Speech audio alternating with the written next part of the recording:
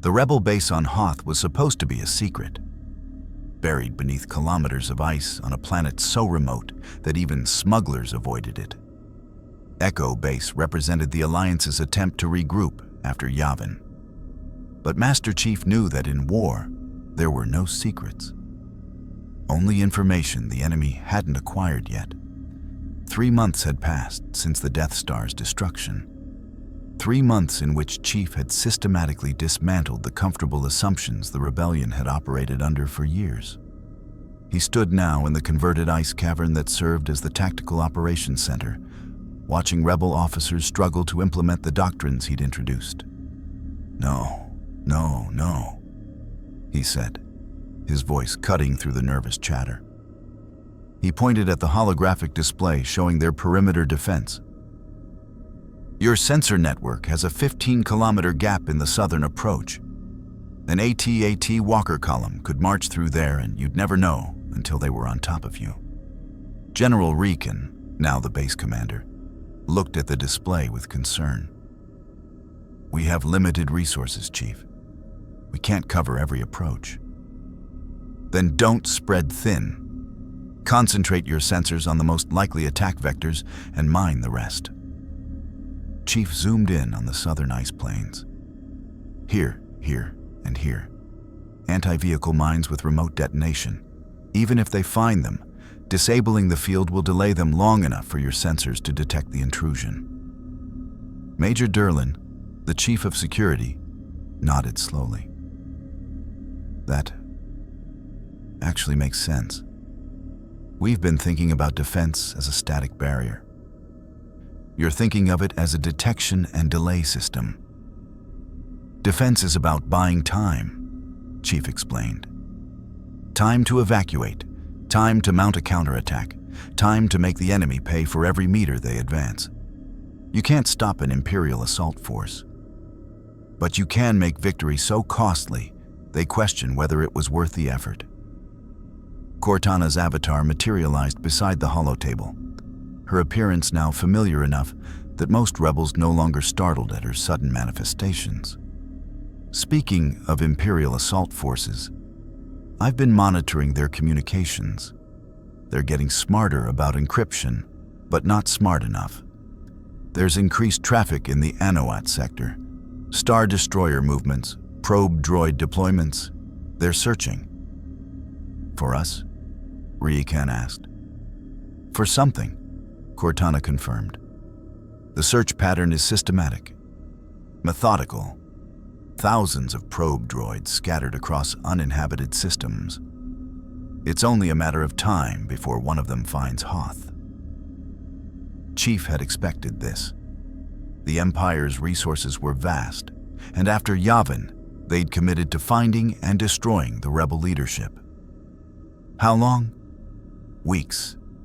Maybe days if we're unlucky. Cortana pulled up a star map showing probe droid trajectories. They're using a grid search pattern, eliminating systems one by one. Hoth is in their search zone. Mon Mothma entered the operations center, her presence commanding immediate attention. She'd aged in the 3 months since Yavin, the weight of leading a guerrilla war against a galactic empire etched into the lines of her face. Master Chief, I need your assessment. If the Empire finds us here, can we defend this base? Chief studied the tactical display, his enhanced mind calculating vectors, force compositions, and probable outcomes. No. The blunt answer hung in the cold air like a death sentence. Elaborate, Mon Mothma requested, her voice steady despite the implications. Echo Base is a fortress, but fortresses only work if you can outlast the siege. The Empire has unlimited resources. They'll bring star destroyers, establish orbital supremacy, and systematically reduce this base to rubble. Your ion cannon can disable 1, maybe 2 capital ships before they adjust their approach. Your shield generator will buy you hours, not days. Chief turned to face her directly. This base was designed for hiding, not fighting. The moment they find you, the clock starts. Your only option is evacuation. We've prepared evacuation protocols. Recan interjected. Transports are on standby. Escape routes planned. They're inadequate. Chief pulled up the base's evacuation plan, and even to untrained eyes, the flaws were obvious. You're funneling all your transports through a single corridor. One Star Destroyer in the right position, and your entire fleet is trapped. You need multiple escape vectors, staggered launch windows, and a rearguard action brutal enough to force the Empire to commit resources to the ground assault instead of orbital interdiction. Major Derlin leaned forward. What kind of rearguard action? The kind that makes them think they can win quickly if they just commit a little more. Chief's tactical mind was already formulating the plan. You make the base look like it's putting up a desperate defense.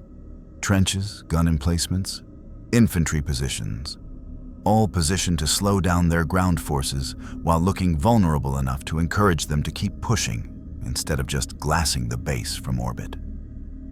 You're proposing we bait them into a ground assault, Mon Mothma said, understanding dawning. We make them believe they can capture valuable intelligence and leadership if they take the base intact. Exactly. They'll commit AT-ATs, ground troops, the full invasion package. That takes time. Time you use to evacuate. By the time they breach the base, you're gone. Cassian Andor, who'd been quietly observing from the edge of the room, spoke up. And who leads this rearguard action? Who stays behind to sell the deception? Chief's answer was immediate. I do. The room erupted in objections. Mon Mothma raised a hand for silence. Master Chief, your value to this alliance is immeasurable. We cannot risk losing you in a delaying action. You can't afford not to. Chief's voice carried the certainty of someone who'd made similar decisions 100 times before. I'm the only one here with the armor, weapons, and experience to hold against an Imperial assault force long enough to matter. One Spartan with proper defensive positions can hold a choke point against hundreds. I've done it before. This isn't a request for volunteers, Mon Mothma said firmly. This is a tactical necessity. Chief interrupted, his tone respectful but unyielding. Ma'am, I respect your authority. But I'm a soldier, and soldiers go where they're needed most. When the Empire comes, and they will come, I need to be in that trench, making them pay for every meter, buying you the time you need to preserve the Alliance leadership and fighting capability. Riekan exchanged glances with Mon Mothma. The general spoke quietly. He's right. We've all known that defending this base was a losing proposition. We chose it because it's remote, not because it's defensible. If Chief can give us the time we need... Mon Mothma was silent for a long moment, the weight of command etched in her expression. Very well, but you will not fight alone. We'll leave a full defense force, our best soldiers. No. Chief's response was immediate. Every soldier you leave behind is one less soldier the Alliance has for future operations. This isn't about making a heroic last stand. It's about tactical efficiency. I can hold longer and disengage cleaner than any conventional force. Trust me to do my job. The words hung in the frigid air. Finally, Mon Mothma nodded. Then we prepare for the worst. General Riekan, implement Master Chief's defensive improvements immediately. Major Derlin, revise evacuation protocols based on his recommendations. We may have weeks, we may have days. I want this base ready for anything. As the meeting dispersed and officers hurried to their tasks, Cassian approached Chief. You know there's a good chance you won't make it off this planet once the Empire commits. I've had worse odds. That's not reassuring. Cassian studied the Spartan with something approaching friendship, a rare commodity for a man trained to trust no one. "You've changed this rebellion, Chief. We're fighting smarter, hitting harder. We're starting to believe we can actually win this war. Don't make us lose that belief by dying on an ice ball in the middle of nowhere." Chief met his gaze. "I don't plan to die here, Captain. I plan to show the Empire that even when they find us, even when they bring their full might against us, we can still slip through their fingers. That's a lesson worth teaching." Over the following days, Echo Base transformed. Chief personally oversaw the construction of defensive positions that looked desperate but were tactically sound. Trenches that provided cover while funneling attackers into kill zones. Gun emplacements positioned to create overlapping fields of fire. Anti-vehicle weapons hidden in ice formations that would seem like natural terrain until they opened fire. He also trained the rebel soldiers in tactics they'd never considered. How to fight a retreating action. How to make the enemy pay for advancement without committing to positions you couldn't abandon. How to recognize when valor became stupidity. "You're not defending this base," he told a group of infantry during a training exercise. "You're selling a performance. The Empire needs to believe you're fighting for survival, that you're committed to holding this position. But the moment evacuation is complete, you disengage and disappear. No heroic sacrifices, no last stands. You've done your job. You live to fight another day."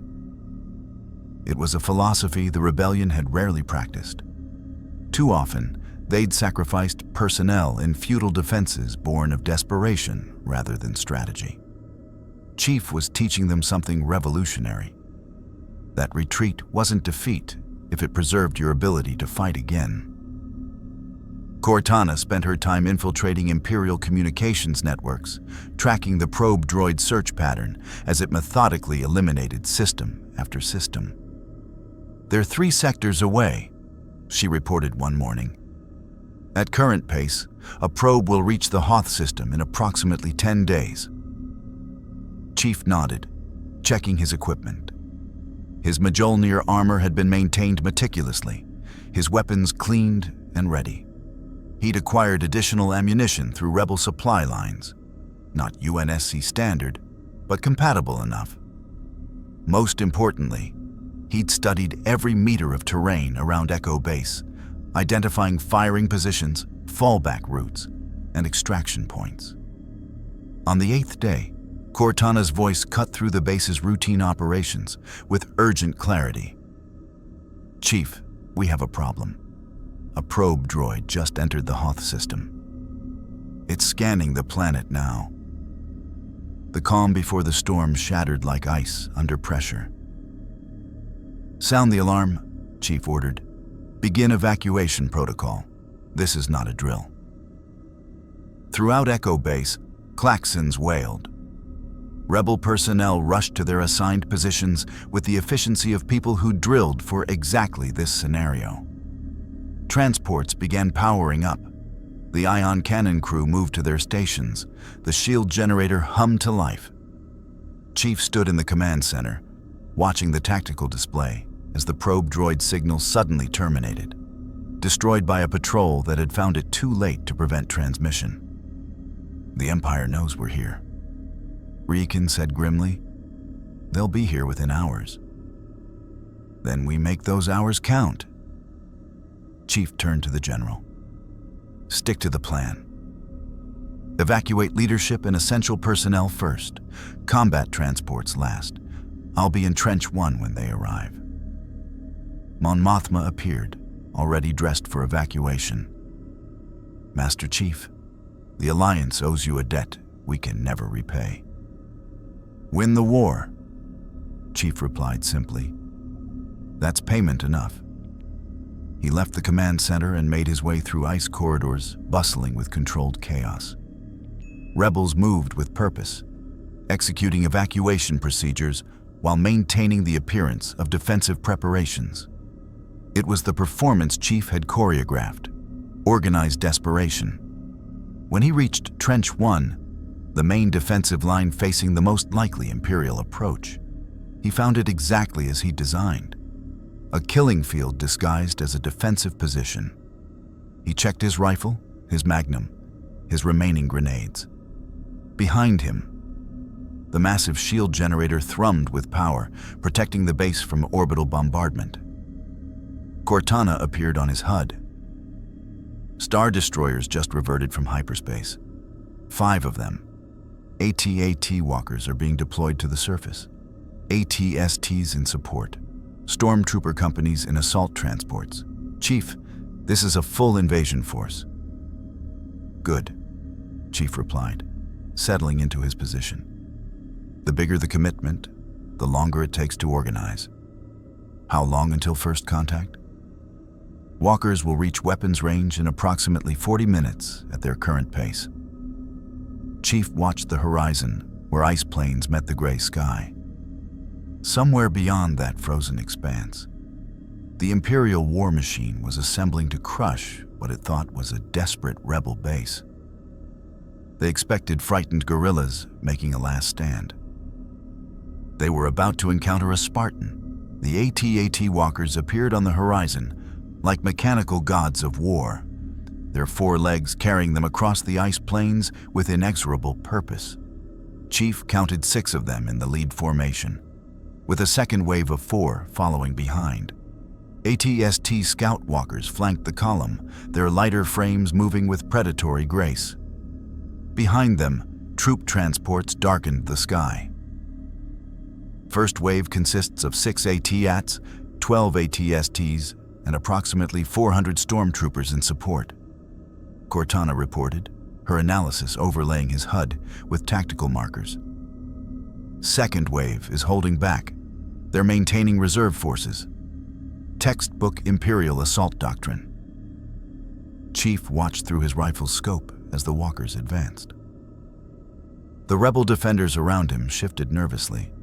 Their T-47 airspeeders, snow speeders, they called them, warming up on nearby landing pads.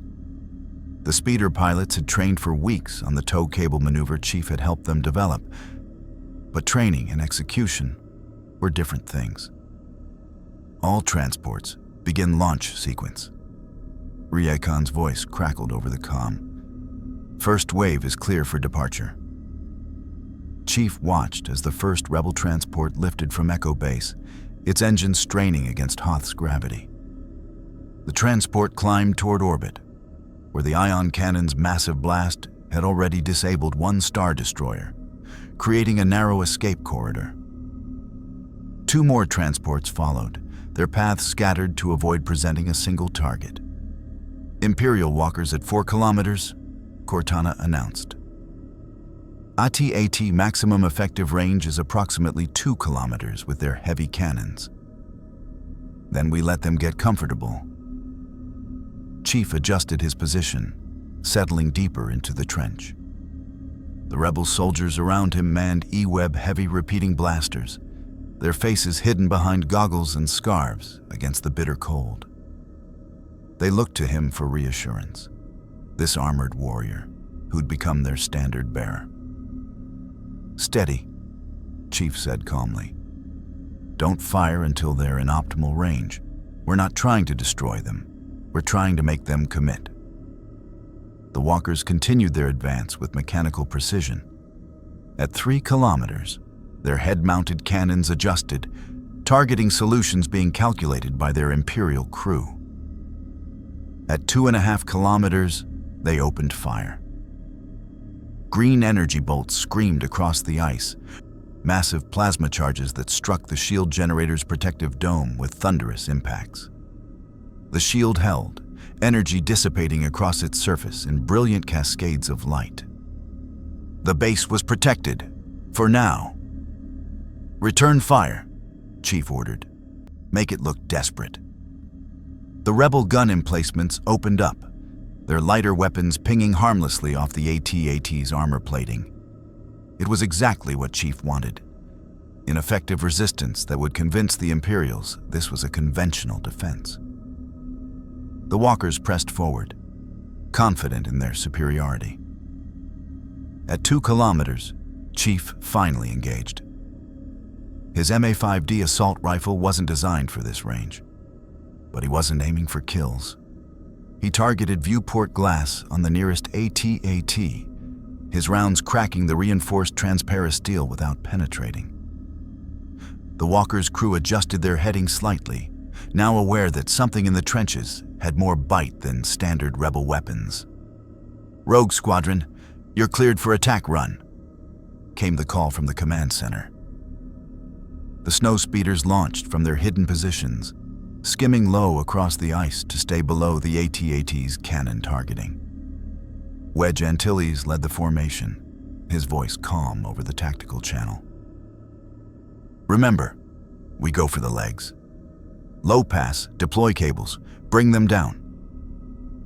Chief watched as the first speeder attempted the maneuver he'd helped design.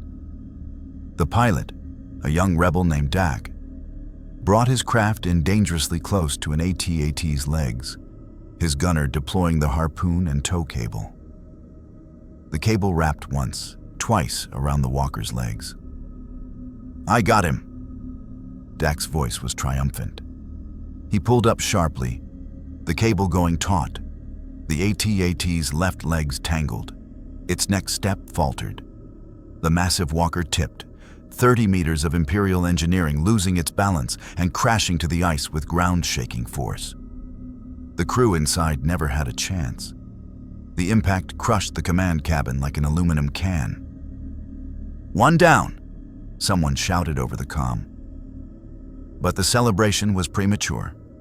The remaining AT-ATs adjusted their formation, spacing wider to make the cable maneuver more difficult. Their escorts, the AT-STs, accelerated forward, their faster speed allowing them to chase down the snow speeders.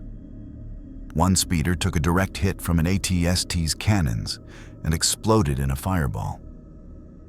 "They're adapting," Cortana observed.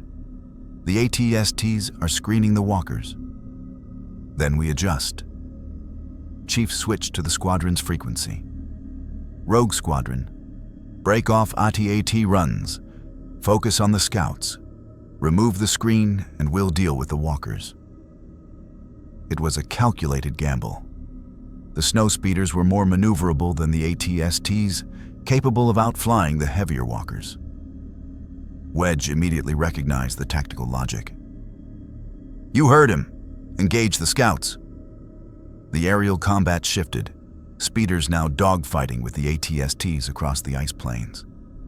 It was chaos, exactly what Chief wanted. While the Imperials focused on the air battle, he targeted what truly mattered. Cortana marked the lead AT-AT's weak points. His HUD lit up with highlighted zones, the neck joint between body and head, the knee actuators, the underbelly viewport used by gunners to target ground forces.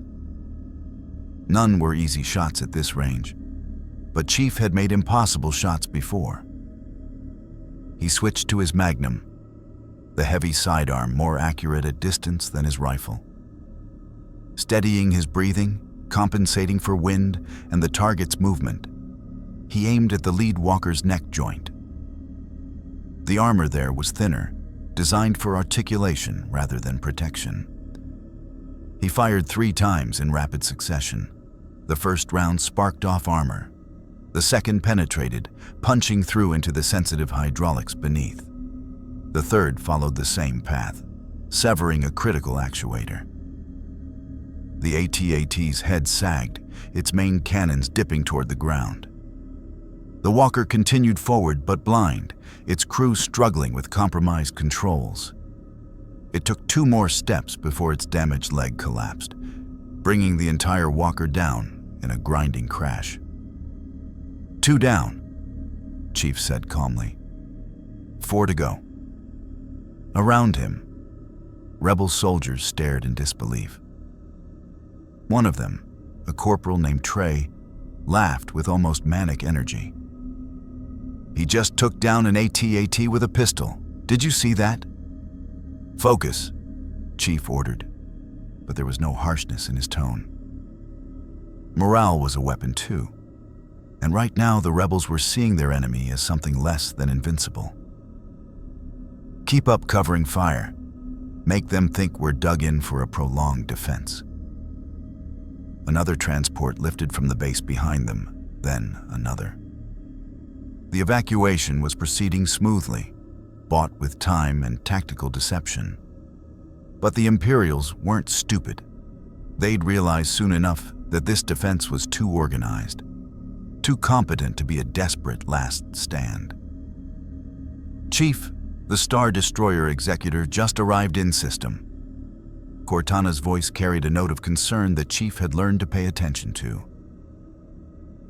"It's 5 times larger than a standard Star Destroyer, and I'm detecting a unique energy signature aboard. It matches the readings I got from Darth Vader on Scarif. He's here." Chief had expected this. Vader had been hunting him since Scarif, and the Dark Lord wouldn't miss an opportunity to engage the warrior who'd humiliated him. Time until he reaches the surface? His shuttle is already launched. ETA 12 minutes. The tactical situation shifted in Chief's mind. Vader changed everything.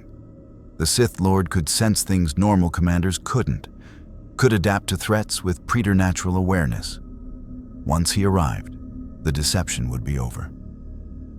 All remaining transports, expedite departure. Chief broadcast to the command center. "We're about to lose our window." As if sensing his urgency, the remaining AT-8s accelerated their advance, their massive legs eating up distance. They'd reached the 1-kilometer mark now, well within their optimal firing range. Heavy cannon fire pounded the shield continuously, each impact weakening the generator's reserves. "Shield generator at 60% capacity," came the report from the technical crew. "We can't sustain this bombardment much longer." "You don't need to." Chief checked the evacuation status. 70% complete. Close, but not enough. "Rogue Squadron, I need one more walker down. Your call on method." "Copy that." Wedge's speeder broke from combat with an AT-ST, banking hard toward the nearest AT-AT. His gunner deployed the cable, but this time the walker crew was ready. The AT-AT suddenly stopped, and the cable missed its legs entirely. "Evasive!" Chief shouted, but it was too late. The AT-AT's head-mounted cannons tracked the speeder with brutal efficiency and fired. Wedge's speeder took a glancing hit, its right engine exploding in flames. The craft spiraled toward the ice, Wedge fighting for control. At the last second, he managed to level out, the speeder skidding across the frozen surface in a shower of sparks and ice before coming to a stop half a kilometer from the Imperial line. "I'm down but alive," Wedge reported, his voice strained. "Canopies jammed, can't get out." Chief's decision was instantaneous. "I'm going after him." "Chief, that's suicide," Cortana protested. "You'll be exposed to 4 AT-ATs and whatever AT-STs are left. You can't." "I can, and I will. No one gets left behind." It was the Spartan code, burned into his DNA through decades of warfare.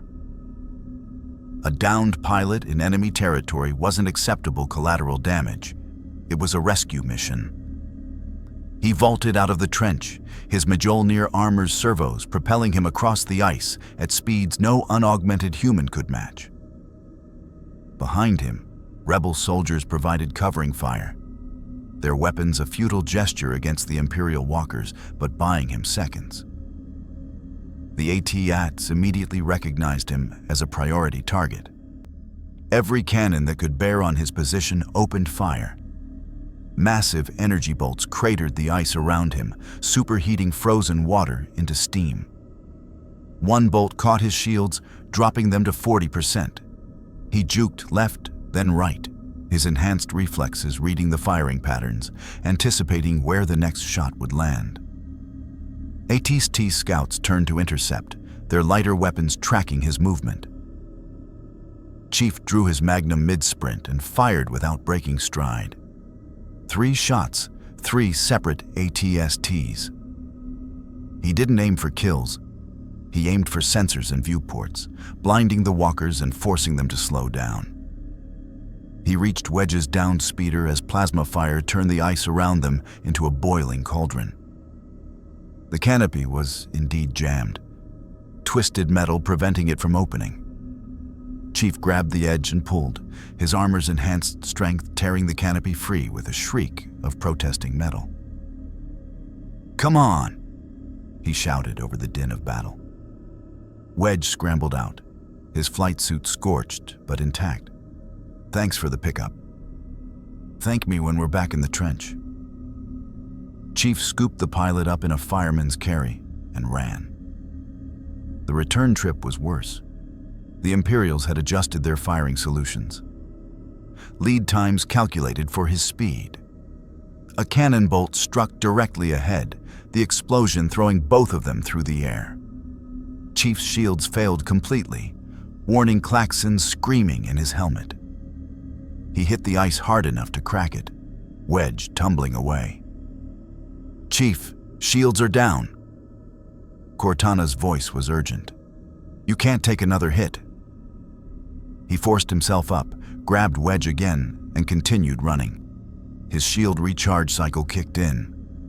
5 seconds until they'd be back online. 5 seconds he didn't have. An AT-AT's shadow fell across them as the walker loomed overhead, its massive foot raising for a step that would crush them both.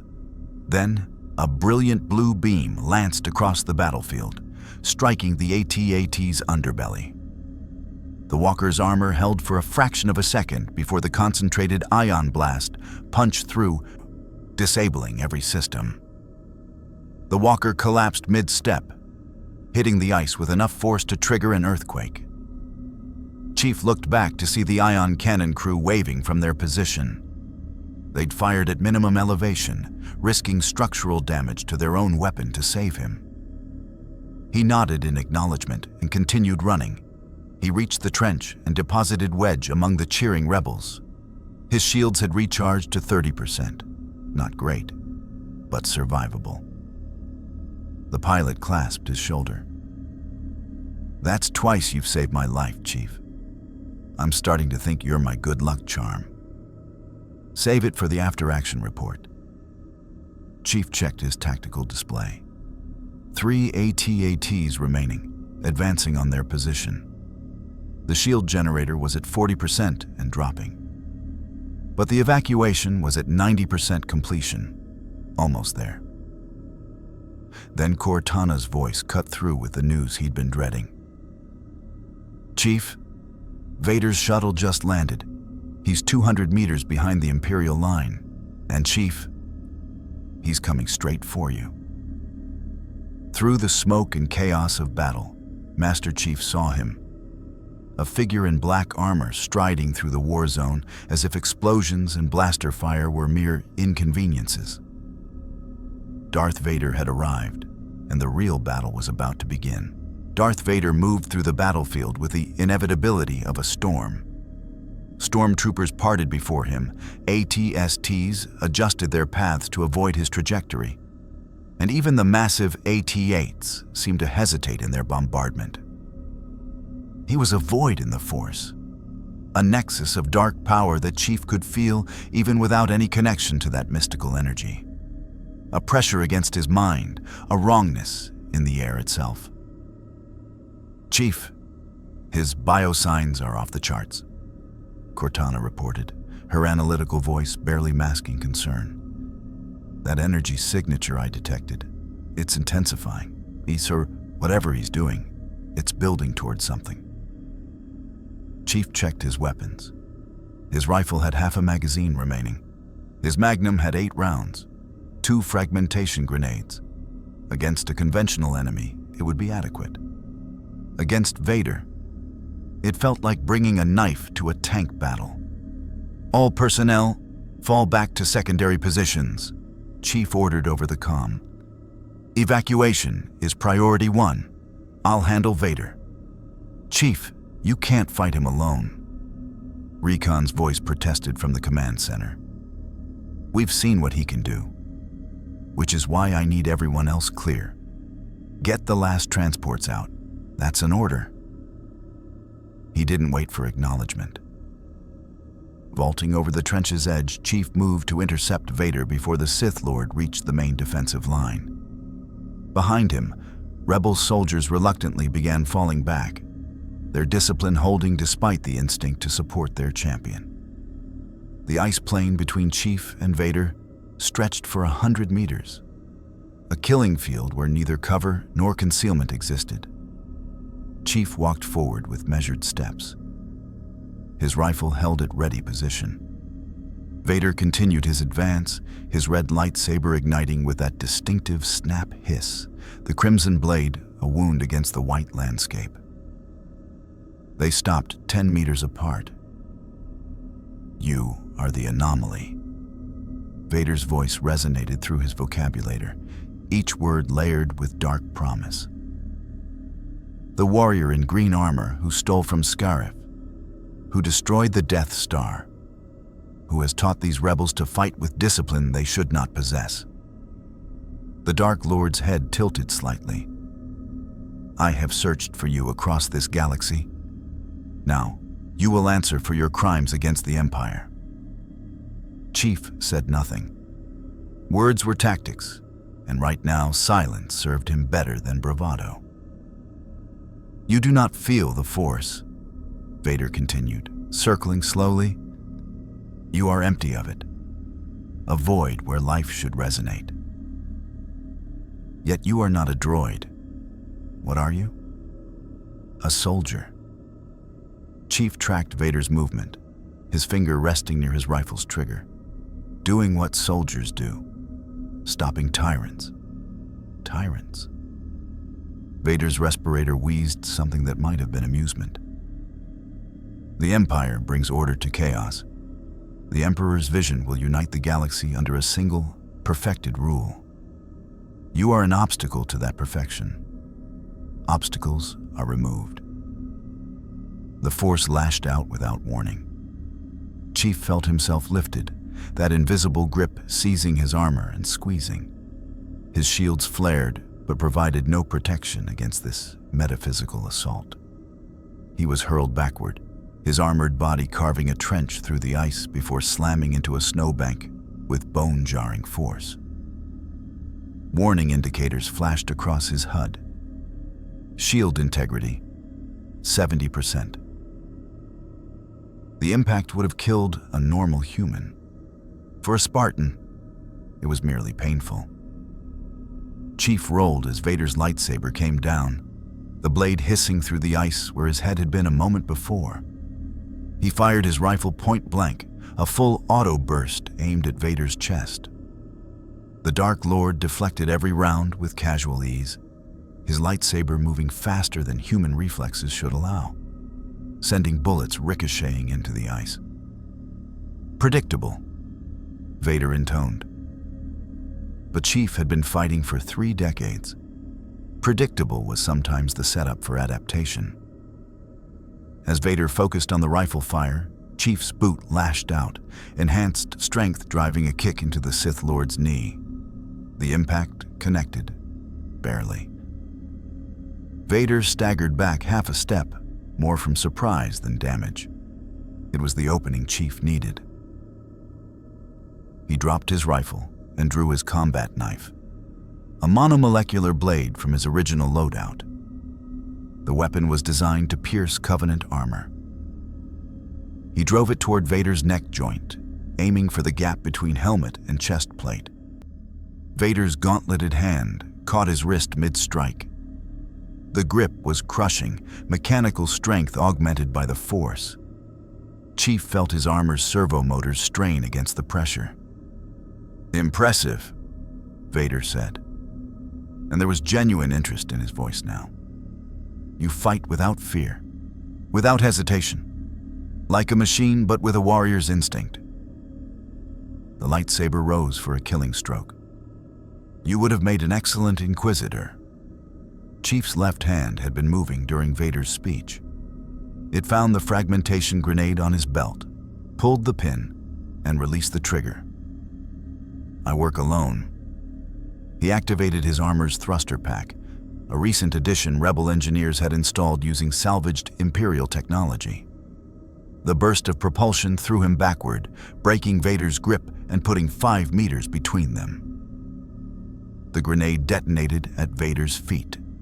The explosion consumed the Sith Lord in fire and shrapnel, a blast that would have vaporized any normal opponent. For 3 seconds, Chief allowed himself to hope. Then Vader emerged from the smoke, his cape smoldering but his armor intact. He'd raised a force barrier, the grenade's energy dissipating against an invisible shield. But Chief noticed something critical. The barrier had taken effort. Vader's breathing was slightly more labored, his stance fractionally less perfect. "Cortana," Chief subvocalized. "Analysis. Can he be hurt?" "His armor is life support. I'm reading medical telemetry. He's more machine than man. The Force augments his physical capabilities, but he's still bound by physiological limits." Her voice sharpened with tactical precision. "Chief, target his respirator. It's his critical vulnerability." Chief drew his magnum. The heavy weapon felt right in his hand, a familiar weight in an alien galaxy. Vader was already advancing again, his lightsaber raised, the Force gathering around him like a storm. Chief fired. Not at Vader's center mass, but at his chest-mounted control panel, the complex array of buttons and indicators that regulated his life support. The Magnum's high-caliber round struck with devastating force. The panel sparked, and Vader's advance faltered. His breathing hitched. The respirator's rhythm disrupted for a critical second. It was the opening Chief had engineered. He closed the distance with superhuman speed, his armor's enhanced servos carrying him forward faster than Vader could recover. His armored fist drove into the damaged control panel, carbon scoring giving way under the impact. Vader gasped, an organic sound beneath the mechanical breathing. His lightsaber swept in a desperate arc, and Chief felt the blade kiss his shoulder armor. The energy weapon carved through the outer layer of Mjolnir plating, heat warnings screaming across his HUD. His shields had been useless against the blade. Chief pulled back before the lightsaber could dig deeper. His shoulders smoked where the blade had scored, but the underlayer had held. Vader was recovering, his gloved hand adjusting his damaged controls, restoring his breathing rhythm. "You actually hurt me," Vader said. And now there was something new in his voice. Not anger, respect. "No one has done that in years, not since Obi-Wan. I'm just getting started." Chief circled, staying mobile. His shields had recharged, though they were worthless against the lightsaber. His armor was damaged, but functional. His ammunition was running low, and Vader was learning his tactics with every exchange. The Sith Lord raised his hand, and Chief felt the Force grip seize him again. This time, he was ready. As Vader lifted him into the air, Chief fired his magnum, not at Vader, but at the ice beneath the Dark Lord's feet. The heavy round punched through, cracking the frozen surface. Vader's concentration wavered for a fraction of a second as the ice shifted beneath him. It was enough. Chief broke free of the Force grip and hit the ground running. He couldn't win this fight through direct engagement. Vader was too powerful, too experienced with that mystical energy Chief couldn't counter. But Chief had fought overwhelming opponents before. You didn't win by matching their strength. You won by exploiting their weaknesses. "Cortana, I need options." "The ion cannon.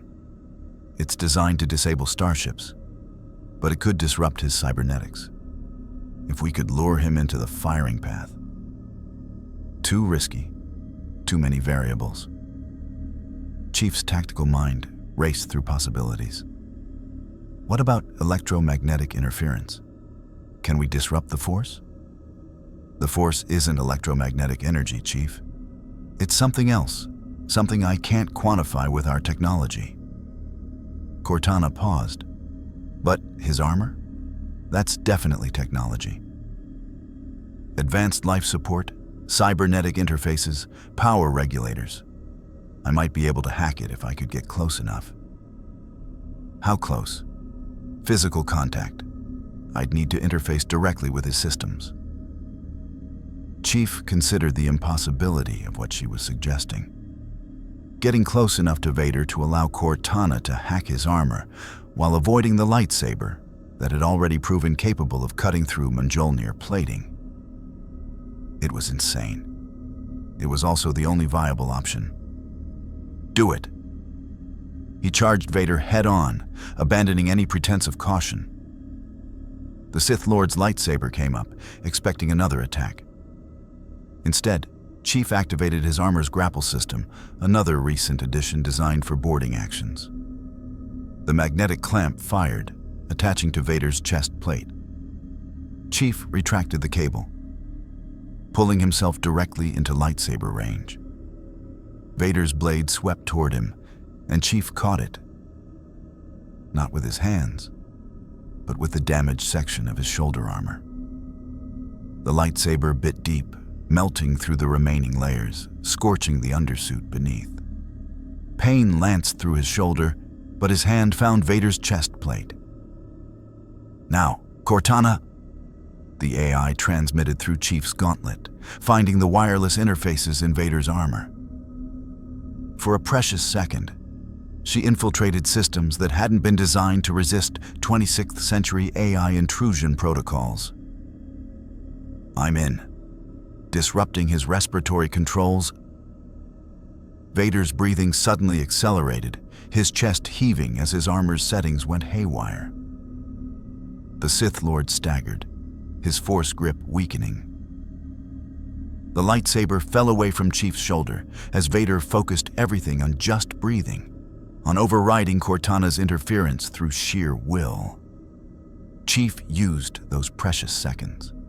He grabbed Vader's lightsaber wrist, twisting with enhanced strength. The blade came up, and with a brutal economy of motion, Chief drove Vader's own weapon toward the Sith Lord's respirator grill. Vader's other hand shot up, catching his own wrist, stopping the blade centimeters from his mask. For a moment, they were locked in a contest of strength, Spartan augmentation and powered armor against cybernetic enhancement and force-amplified power. You cannot win, Vader gasped through his disrupted breathing. The dark side is infinite. I don't need to win, Chief replied, his voice straining with effort. I just need to delay you. Behind them, the last rebel transport lifted from Echo Base. The evacuation was complete. Chief's mission was accomplished. He released Vader's wrist, activated his thrusters, and rocketed backward across the ice. The Sith Lord stumbled, his breathing still erratic, his systems fighting against Cortana's interference. By the time Vader had recovered enough to pursue, Chief had reached a snow speeder, one of the damaged craft abandoned during the battle. Chief, that speeder's engine is barely functional, Cortana protested. It just needs to fly once. He powered up the craft, its damaged systems protesting but complying. Vader was advancing again, his hand raised, the force gathering for a devastating attack that would crush the speeder like a tin can. The ion cannon fired. The massive blue beam wasn't aimed at Vader. The rebel gunners knew better than to waste the shot. Instead, it targeted the remaining AT-AT, directly behind the Sith Lord. The walker's systems exploded, and 30 meters of armored vehicle collapsed forward, directly toward Vader's position. The Dark Lord was forced to redirect his force power, catching the falling walker and holding it suspended through sheer will. It was a display of power that defied physics, but it gave Chief the opening he needed. The speeder lifted off, its damaged engines screaming in protest. Chief pointed it toward the horizon, toward the evacuation coordinates, where Rebel ships would be making their final jumps to hyperspace. Behind him, Vader finally released the AT-AT, letting it crash to the ice. The Sith Lord stood amid the wreckage of the Imperial assault, watching the speeder disappear into Hoth's gray sky. "You cannot run forever, Spartan," Vader said to the empty air, his respirator's rhythm finally restored to normal. "This galaxy will be your grave." But as he surveyed the battlefield, the destroyed walkers, the abandoned base, the complete absence of rebel prisoners or captured leadership, Vader understood the truth. He had been played. The entire defense had been a delaying action, a performance designed to make the Empire commit resources while the rebellion escaped. And it had worked. Chief rendezvoused with the last rebel frigate as it prepared to jump to hyperspace. His damaged speeder barely made it to the hangar before its engine finally died. When he climbed out, he found the entire flight deck crew staring at him with expressions mixing awe and disbelief. Wedge Antilles approached, his face split by a wide grin. "You fought Darth Vader hand to hand and survived. Chief, that's going to be a legend that outlives us all." "It wasn't a fight," Chief corrected, maglocking his damaged helmet to his belt. His shoulder burned where the lightsaber had scored, but the injury was manageable. "It was a tactical delay. There's a difference." Still, Wedge's expression turned serious. "You held the line long enough for everyone to escape. Every transport made it out. 0 casualties during evacuation. That's unprecedented." Chief nodded, but said nothing. 0 casualties was the goal, but he'd come within seconds of failure. Vader was more dangerous than any enemy he'd faced before. A combination of mystical power and tactical intelligence that made him nearly unstoppable. Nearly. Cortana. Analysis. Can we use what you learned about Vader's systems? The AI's avatar appeared, looking pleased with herself. Absolutely. His armor's architecture is complex but not impenetrable. I mapped his defensive protocols, identified critical systems, and found exploitable vulnerabilities. Next time we face him, there will be a next time, Chief said with certainty. He'll keep hunting us. Then we'll be ready. Cortana smiled. But Chief, we proved something today. The Empire's greatest weapon isn't invincible. He can be hurt, he can be delayed. And if he can be hurt and delayed, he can be defeated. As the frigate jumped to hyperspace, leaving Hoth and the Imperial fleet behind, Chief allowed himself a moment of satisfaction. The rebellion had escaped intact. The Empire had committed massive resources for zero gain. And Vader now knew that Master Chief wasn't just another rebel operative. He was a peer threat. The systematic consumption of the Empire had begun in earnest. The rebel fleet scattered across the galaxy like seeds on the wind, each ship taking a different vector to avoid Imperial pursuit. Chief's frigate, the Redemption, jumped through 3 separate systems before finally arriving at the rendezvous coordinates. A nameless asteroid field in the outer rim where the Alliance could regroup and assess the cost of Hoth. In the frigate's medical bay, a technician examined Chief's shoulder where Vader's lightsaber had carved through his armor. The outer layer of Mjolnir plating was slag, the underlayer compromised, and the flesh beneath bore a cauterized gash that would have hospitalized any normal soldier for weeks. Chief barely registered the pain. He'd been injured worse. "I can patch the undersuit, but that armor plate needs complete replacement," the technician said, shaking his head. "We don't have materials that can match whatever alloy this is. best I can do is weld on durasteel plating, but it won't have the same integrity. Do what you can. Chief tested his shoulder's range of motion. Acceptable. The injury wouldn't impact combat effectiveness significantly. How long?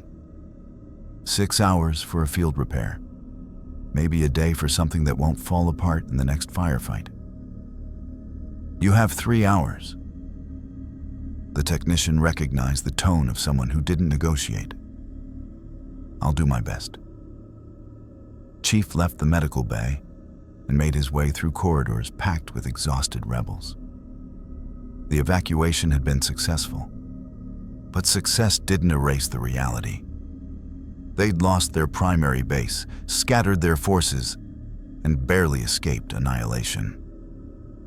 Morale was fragile. He found Mon Mothma in the frigate's small conference room, reviewing casualty reports with General Raikin and Admiral Akbar. The rebel leadership looked like they'd aged years in a single day. "Master Chief," Mon Mothma said as he entered, "your shoulder will heal. What's our status?" Raikin pulled up a holographic display. All transports accounted for. 0 evacuation casualties, as you predicted. We're scattered across 20 systems, but every ship is reporting in. Echo Base is lost, but the Empire gained nothing but an empty facility. They gained intelligence, Chief countered. They now know our capabilities, our tactics, and our evacuation protocols. Vader will analyze everything that happened at Hoth. We used those advantages once. We won't get to use them again. Admiral Akbar's large eyes studied Chief with calculating intelligence. You speak as if you fought campaigns against adaptive enemies before. I have. For 30 years. Chief pulled up tactical data Cortana had compiled during the battle. The Covenant, the enemies in my galaxy, started out technologically superior with overwhelming numbers. We survived by adapting faster than they could. Every tactic we used worked once, maybe twice. Then we had to evolve or die. He highlighted the data streams. The Empire is similar. They have resources we can't match. But they're bureaucratic, predictable, and overconfident. That's our advantage. An advantage that's shrinking, Mon Mothma said quietly. Vader now knows you're real, not just a rumor. He'll hunt you specifically. And where you go, the Empire will focus its resources. Good. Chief's response surprised them. Let them focus on me. Every Star Destroyer hunting me is one not blockading a trade route or occupying a population center. Every elite unit Vader commits to finding me is one not crushing local resistance cells. He looked at each of them in turn. I'm not a liability. I'm a strategic asset. Use me that way. Cortana's avatar materialized on the conference table. He's right. The Empire's greatest weakness is its need for total control. They can't ignore a threat like Chief. It undermines their image of invincibility. We can use that. Make him such a prominent target that they divert resources from strategic objectives to personal vendetta. You're proposing we use you as bait, Raikin said slowly. I'm proposing we weaponize their obsession. Chief pulled up a star map.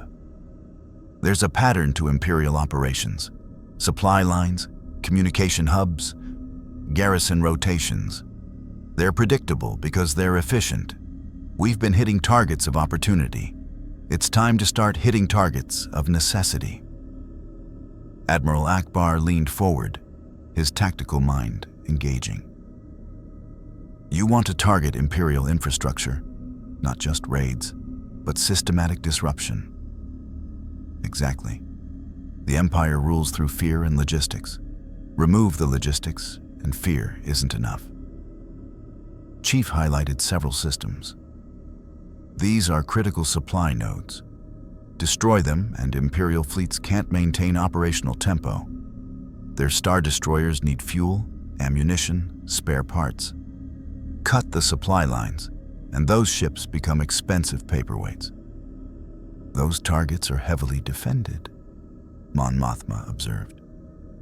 Which is why I'm not suggesting we attack them with conventional forces. Chief's tactical display shifted, showing different approach vectors. Small teams, surgical strikes.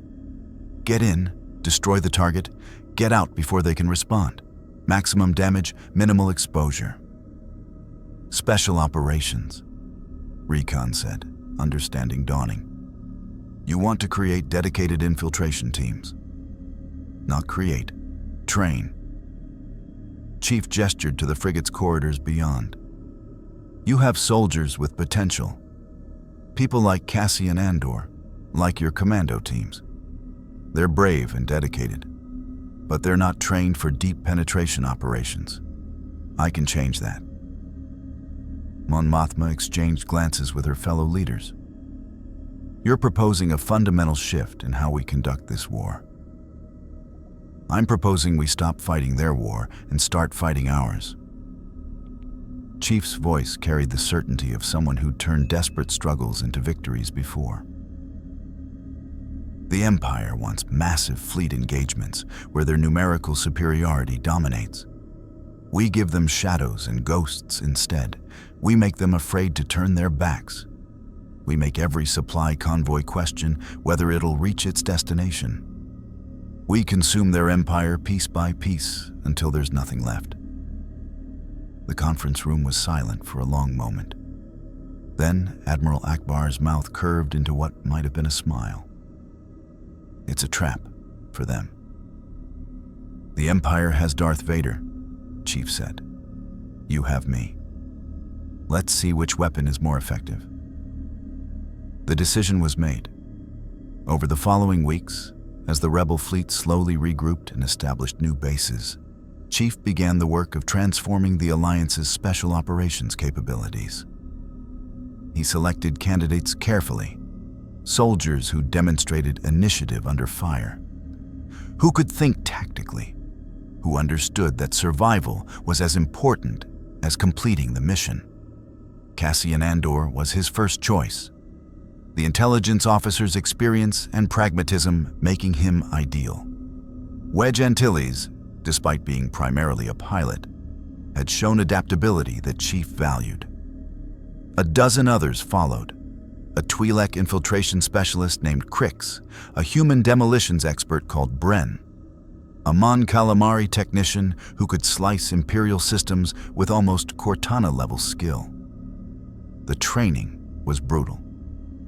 You're moving like you want the Empire to hear you, Chief said flatly as Cassian attempted to infiltrate a mock Imperial facility. Your footsteps echo. Your breathing is elevated. Your weapon isn't secured properly, it's rattling against your equipment. He reset the exercise. Again, and this time, pretend your life depends on silence, because it does. Cassian, to his credit, didn't complain. He adjusted, learned, adapted. They all did. Chief taught them how to move through hostile territory, how to identify security patterns, how to exploit the Empire's overconfidence. He taught them that speed was life, that hesitation killed, that sometimes the hardest decision was knowing when to abort a mission. In my galaxy, we called it acceptable loss, Chief explained during a tactical session. Every mission has a point where the cost exceeds the value. You need to recognize that moment and disengage. Dead heroes don't complete future missions. The Empire doesn't expect us to retreat, Crix observed, which is why tactical withdrawal is often our best weapon. They expect desperate courage or cowardice. We give them calculated pragmatism instead. Chief pulled up after-action reports from recent operations. 3 missions last month failed because teams committed too deeply, couldn't extract, got caught. 0 strategic value gained, 12 operatives lost. That's unacceptable. He was building something the rebellion had never possessed. Professional special operations capability that understood the difference between bravery and stupidity. But training took time, and the galaxy didn't pause for preparation. "Chief, you need to see this." Cortana interrupted a training session 3 weeks after Hoth. Her voice carried urgency that made everyone stop. Chief moved to the nearest display. "Report. I've been monitoring Imperial communications across multiple sectors. There's unusual activity, increased security protocols, encrypted transmissions between high-level officers, fleet movements that don't match standard deployment patterns." She highlighted several star systems. "Something big is happening. And Chief, they're using new encryption. It's taking me actual time to crack, which means they've upgraded their security specifically to counter me." "They're adapting," Chief said. It was inevitable. "What are they protecting?" "That's what worries me.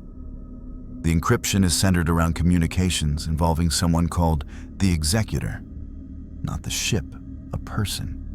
And wherever this person goes, entire sectors go into lockdown." Chief's tactical instincts prickled. "Vader?" "Worse." Cortana pulled up a partial decoded transmission. The voice that emerged was old, refined, and carried power that made even the recording feel oppressive. "The Emperor himself is coordinating these operations." The conference room's temperature seemed to drop. Emperor Palpatine, the architect of the Empire, the Sith Lord who'd orchestrated the Clone Wars and the destruction of the Jedi Order. If he was personally involved. "What's his target?" Chief asked. "That's the problem. I can't fully decrypt the communications, but I've isolated one word that appears repeatedly. Mandalore." Cassian looked up sharply. "The Mandalorians? Why would the Emperor target them?" "Because they're warriors who don't bow to anyone," Chief replied. His tactical mind was already processing implications. The Mandalorians are independent, militaristic, and potentially dangerous if they unified against the Empire.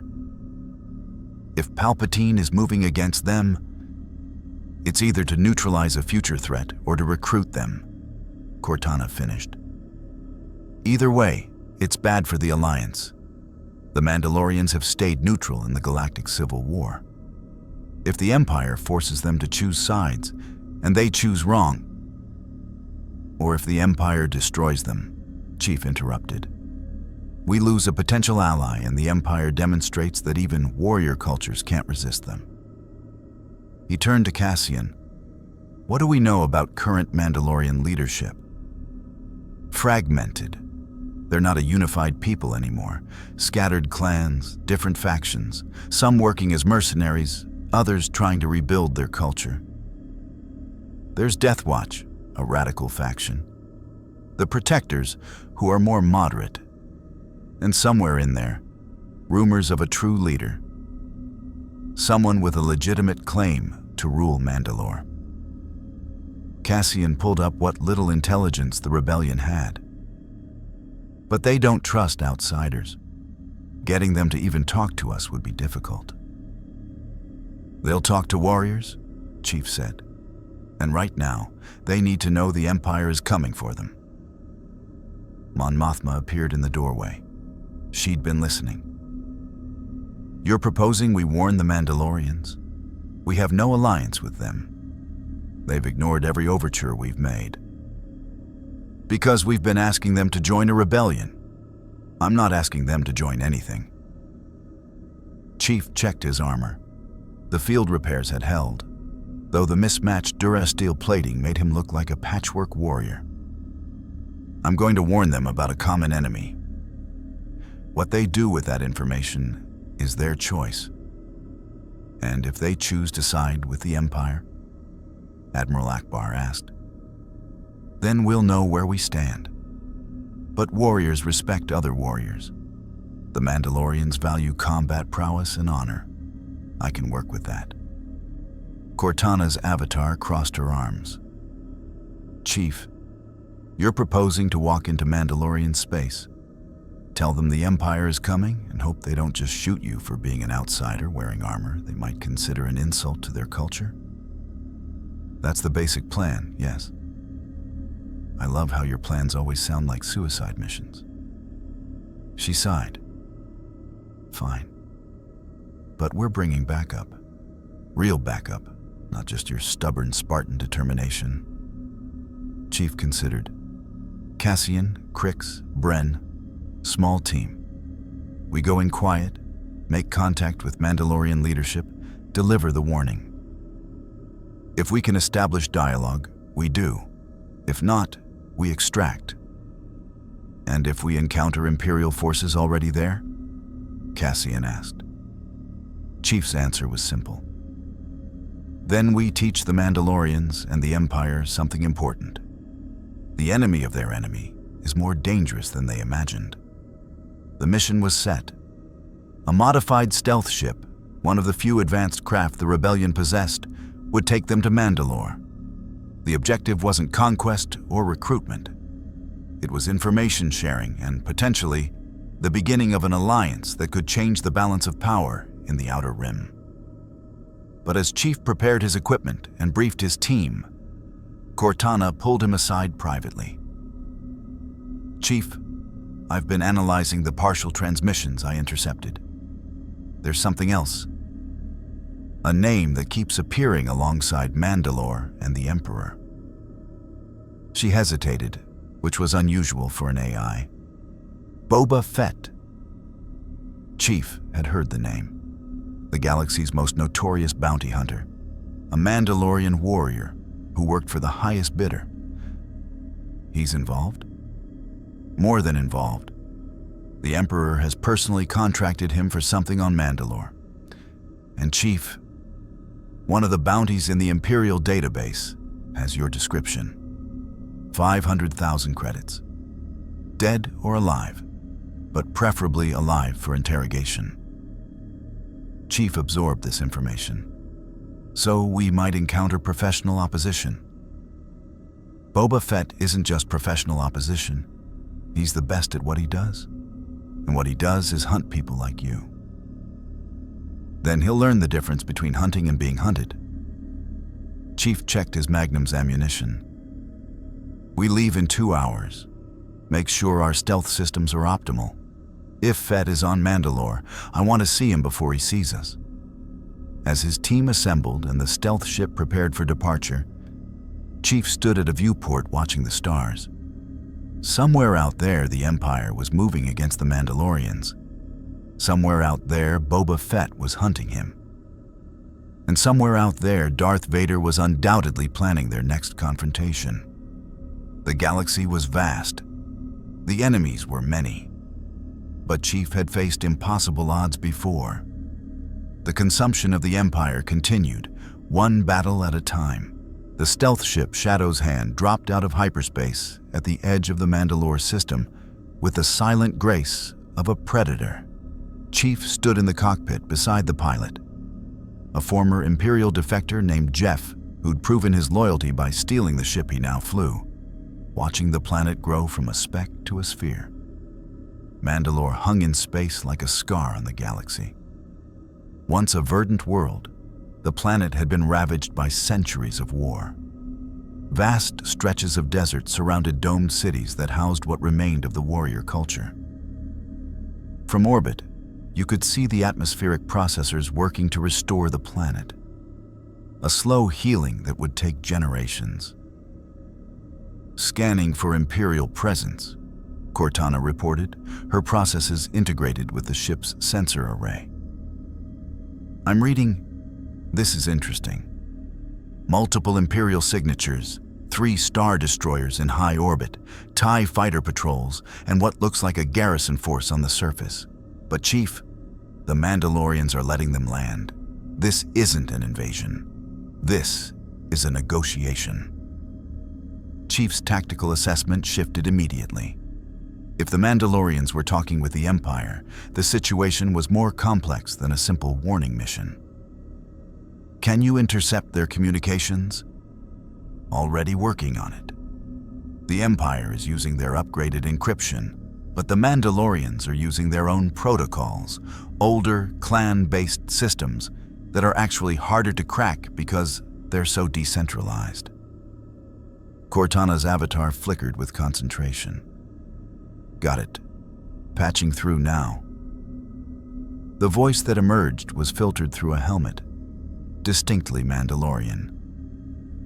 Refuse to commit our warriors to your war. Mandalore remains neutral. Another voice, smoother and carrying bureaucratic authority. The Emperor is not asking for commitment, merely cooperation. You harbor enemies of the state. Rebel sympathizers. We require access to investigate. Mandalore has no rebel sympathizers. The Mandalorian voice was firm. We have warriors who choose their own contracts. That is not the Empire's concern. A third voice entered, one that made Chief's hand drift toward his weapon instinctively. Boba Fett's voice was cold, modulated through his helmet's vocabulator. The target isn't a rebel. He's something else. Unknown armored warrior, designation Sierra 117. Last seen at Hoth. Analysis suggests he might seek Mandalorian contact. I'm here to ensure that contact doesn't happen. You're here because the Empire pays you, the Mandalorian leader corrected. Do not confuse employment with authority. No bounty hunter dictates Mandalorian policy. Chief processed this rapidly. The Empire had anticipated his move, deployed Fett to intercept him, and was using diplomatic pressure to gain Mandalorian cooperation. It was elegant strategy. Control the board before your opponent could make a move. We need to get planetside before this negotiation concludes, Chief said. If the Mandalorians agree to turn me over, we lose our window. The Imperial blockade is monitoring all approach vectors, Jeff pointed out. Even with stealth systems, a direct approach is risky. Then we don't approach directly. Chief studied the tactical display. Cortana, are those atmospheric processors automated or manned? Automated mostly, with maintenance crews rotating every 3 weeks. Next crew rotation is in 6 hours. Supply shuttles use a dedicated approach corridor that's excluded from military scanning to avoid disrupting the processors. That's our entry point. We pose as a maintenance crew, slip through on a legitimate flight path, land at one of the processing stations. Chief turned to his team. Cassian, Crix, you'll need maintenance crew uniforms. Bren, your demolitions expertise might be useful if we need to create a distraction. And if the Empire has already thought of that? Cassian asked. Then we adapt. Chief checked his armor. The mismatched plating was obvious, making him unmistakable.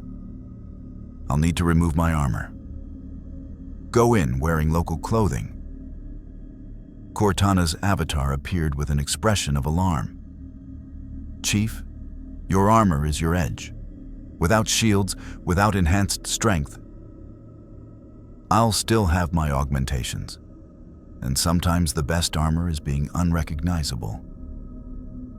It was a calculated risk, but Chief had operated without Mjolnir before. During the earlier years of the Spartan program, they'd conducted missions in standard fatigues. He'd survived then. He'd survive now. 4 hours later, they made their approach. Chief wore nondescript utility clothing that did nothing to hide his enhanced physique, but at least made him look like an unusually large maintenance worker. His magnum was concealed under a tool jacket. His combat knife was strapped to his forearm. He felt exposed, but exposure was sometimes the price of infiltration. The shuttle passed through the Imperial blockade without incident, their forged credentials and legitimate flight path rendering them invisible to military interest. They landed at Processing Station Gamma 7. a sprawling facility of pipes, turbines, and atmospheric recyclers on the edge of the Mandalorian capital city, Sundari. Maintenance crew, report to Sector 9 for turbine inspection. The automated station voice announced over loudspeakers. They moved through the facility with practiced ease, Cassian's intelligence training making him adept at looking busy while actually scouting. Crix used her technical skills to access the station's local network, pulling up maps of Sundari and current Mandalorian clan movements. "The negotiations are happening at the Royal Palace," she reported quietly. "Security is tight. Mandalorian protectors and Imperial stormtroopers working together. That's unusual. It means the Mandalorians haven't committed yet. But they're demonstrating good faith," Chief analyzed. "We need to reach their leadership before the Empire's offer becomes too attractive to refuse." "How do we even get into the palace?" Bren asked. "You saw the security feeds. It's locked down." Chief considered their options. Direct infiltration was possible, but would trigger alarms that would compromise the mission. They needed an invitation, not a break-in. "Cortana, can you send a message to Mandalorian leadership? Something that would get their attention?" Sending an anonymous message would be flagged by Imperial monitoring. But Cortana's tactical processes were visible in how her avatar gestured. "What if we don't send it anonymously? What if we send it as a challenge?" "Explain." Mandalorian culture values combat prowess and directness. You want their attention? Challenge their leadership to a meeting. Frame it as warrior to warrior. They might be intrigued enough to respond. It was audacious and risky. Exactly the kind of approach that might work with a warrior culture. Do it. Tell them a soldier from beyond their stars requests audience. Tell them I have information about Imperial operations that affect Mandalore's future. And tell them, Chief considered his words carefully, tell them I fought Darth Vader on Hoth and survived. That should establish credibility. Cortana transmitted the message through Mandalorian communication channels. The response came within 20 minutes, faster than Chief had anticipated. They're responding, and Chief, they're interested. They're sending coordinates for a meeting, not the palace, somewhere called the Forge. It's in the old city beneath Sundari, Mandalorian sacred ground. Cortana paused. This could be a trap. Or it could be respect. Chief checked his weapon. Either way, we're going. Cassian, you and the team secure an extraction route. If this goes wrong, I need you clear and able to get back to the ship. We're not leaving you, Cassian stated firmly. You will if I order it. This mission is bigger than any one person. Chief's tone made it clear this wasn't negotiable. Secure the extraction route. Monitor Imperial movements. If I'm not back in 3 hours, assume compromise and abort. The Forge was exactly what its name suggested. An ancient Mandalorian foundry deep beneath the modern city, where Beskar armor had been crafted for centuries. Chief descended through maintenance tunnels and old civil defense passages, following Cortana's directions while staying clear of Imperial patrols that were undoubtedly searching for him. The foundry itself was a cathedral to warfare. Massive furnaces cold now, but their presence still imposing. Anvils and workstations stood like monuments to generations of armorers.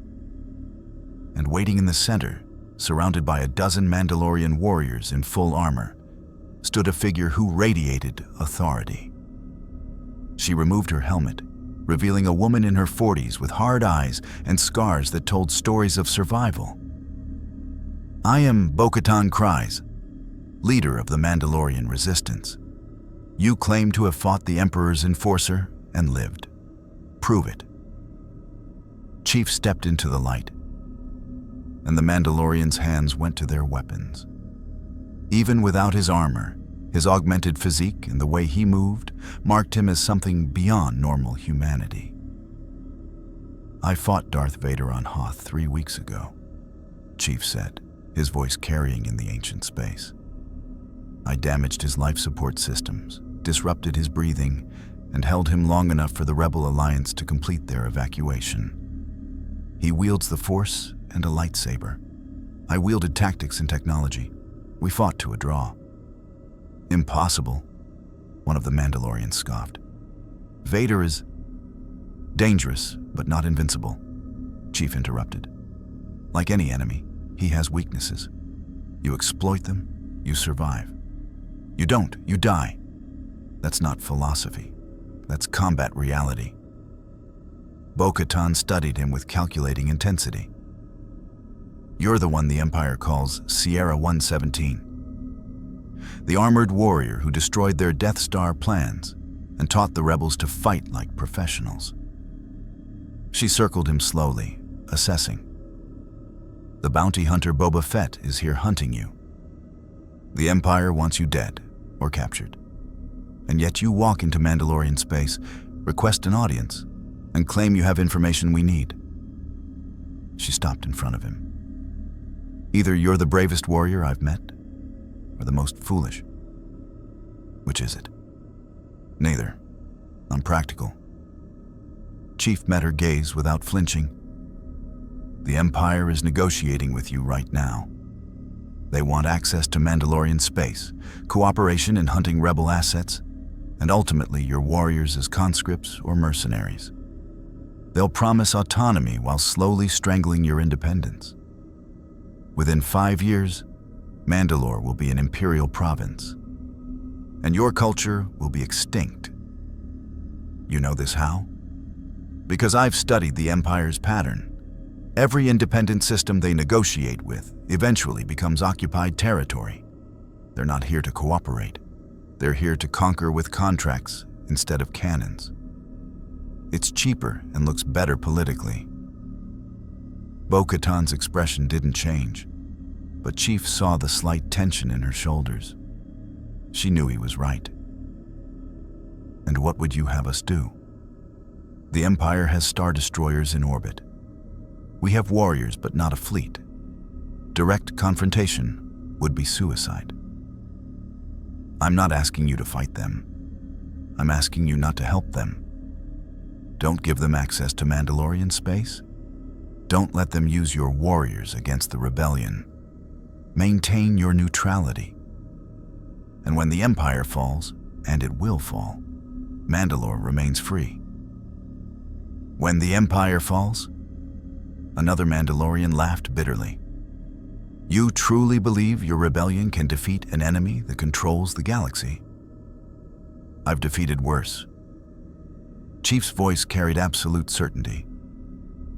"Where I come from, I fought a war against an alien coalition that outnumbered humanity 1,000 to 1. We were losing, facing extinction, but we adapted and survived.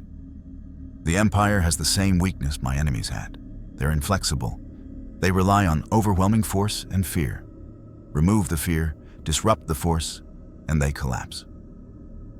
Bold words. Bo-Katan studied him for a long moment. "But words are wind. Show me proof you're what you claim." "What proof would satisfy you?" "Fight me."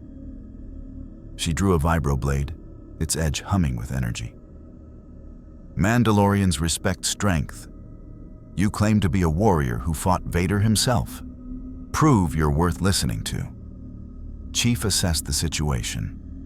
This was a test, not to the death, but to measure his capability. Refusing would mark him as a coward. Accepting would demonstrate he understood Mandalorian culture. "No weapons," Chief said. "Hand to hand, first to yield." Bo-Katan's smile was predatory. "Acceptable." She attacked without warning, her movements fast and precise. Mandalorian combat training emphasized efficiency. No wasted motion, every strike calculated to disable. Her knife came in low, aiming for his thigh's major artery. Chief sidestepped, his augmented reflexes making her seem to move in slow motion. His hand snapped out, catching her wrist and redirecting the blade harmlessly past him. She adjusted instantly, using the momentum to spin into an elbow strike aimed at his head. He caught that too. For 3 seconds, they were locked. Her strength augmented by Mandalorian armor, his strength the result of Spartan augmentation. She was skilled, experienced, and fighting on her home ground. But Chief had been fighting since childhood, his body engineered for exactly this kind of combat. He shifted his weight, breaking her stance, and swept her legs. She fell but rolled, coming up with a knife ready. Her eyes had changed, no longer assessing, now genuinely engaged. "You're good," she admitted, "but I've fought better." She came at him again, faster now, using techniques that blended multiple combat styles. Chief recognized elements of a dozen martial arts, all woven together into something uniquely Mandalorian. He defended without attacking, demonstrating control rather than aggression. "You're holding back," Bo-Katan accused, breathing harder now. "I'm showing respect." Chief blocked a strike that would have broken ribs. "I'm not here to defeat you. I'm here to warn you." She paused, knife still raised, then lowered it slowly. "You could have ended this, several times. I saw the openings." She sheathed the weapon. "You fight like a professional, not a zealot. Like someone who understands that victory without purpose is just violence. Where I come from, we call it necessary force. You use what's required, nothing more." Bo-Katan turned to her warriors. "He's legitimate. A true soldier, not an ideologue or a coward." She faced Chief again. "I believe your warning about the Empire. I've suspected their true intentions for months. But Mandalore is weak. We cannot refuse the Empire without inviting immediate retaliation." "Then don't refuse them yet." Chief's tactical mind was working through solutions. Buy time. Negotiate slowly. Make demands they'll find difficult, but not impossible. The longer you delay, the more time the rebellion has to weaken Imperial infrastructure. Eventually, the Empire won't have the resources to enforce their will here. And in the meantime? "In the meantime, I can give you something valuable." Chief gestured, and Cortana's avatar appeared, projected from a portable emitter he'd concealed in his jacket. The Mandalorian stepped back, weapons drawn. "What is that?" "An AI. Artificial intelligence from my civilization." Cortana waved cheerfully, which did nothing to ease the tension. "Hello, Mandalorians. I'm here to help." "She can infiltrate Imperial networks," Chief explained. "Every communication they send, every fleet movement they make, every strategic decision, she can see it.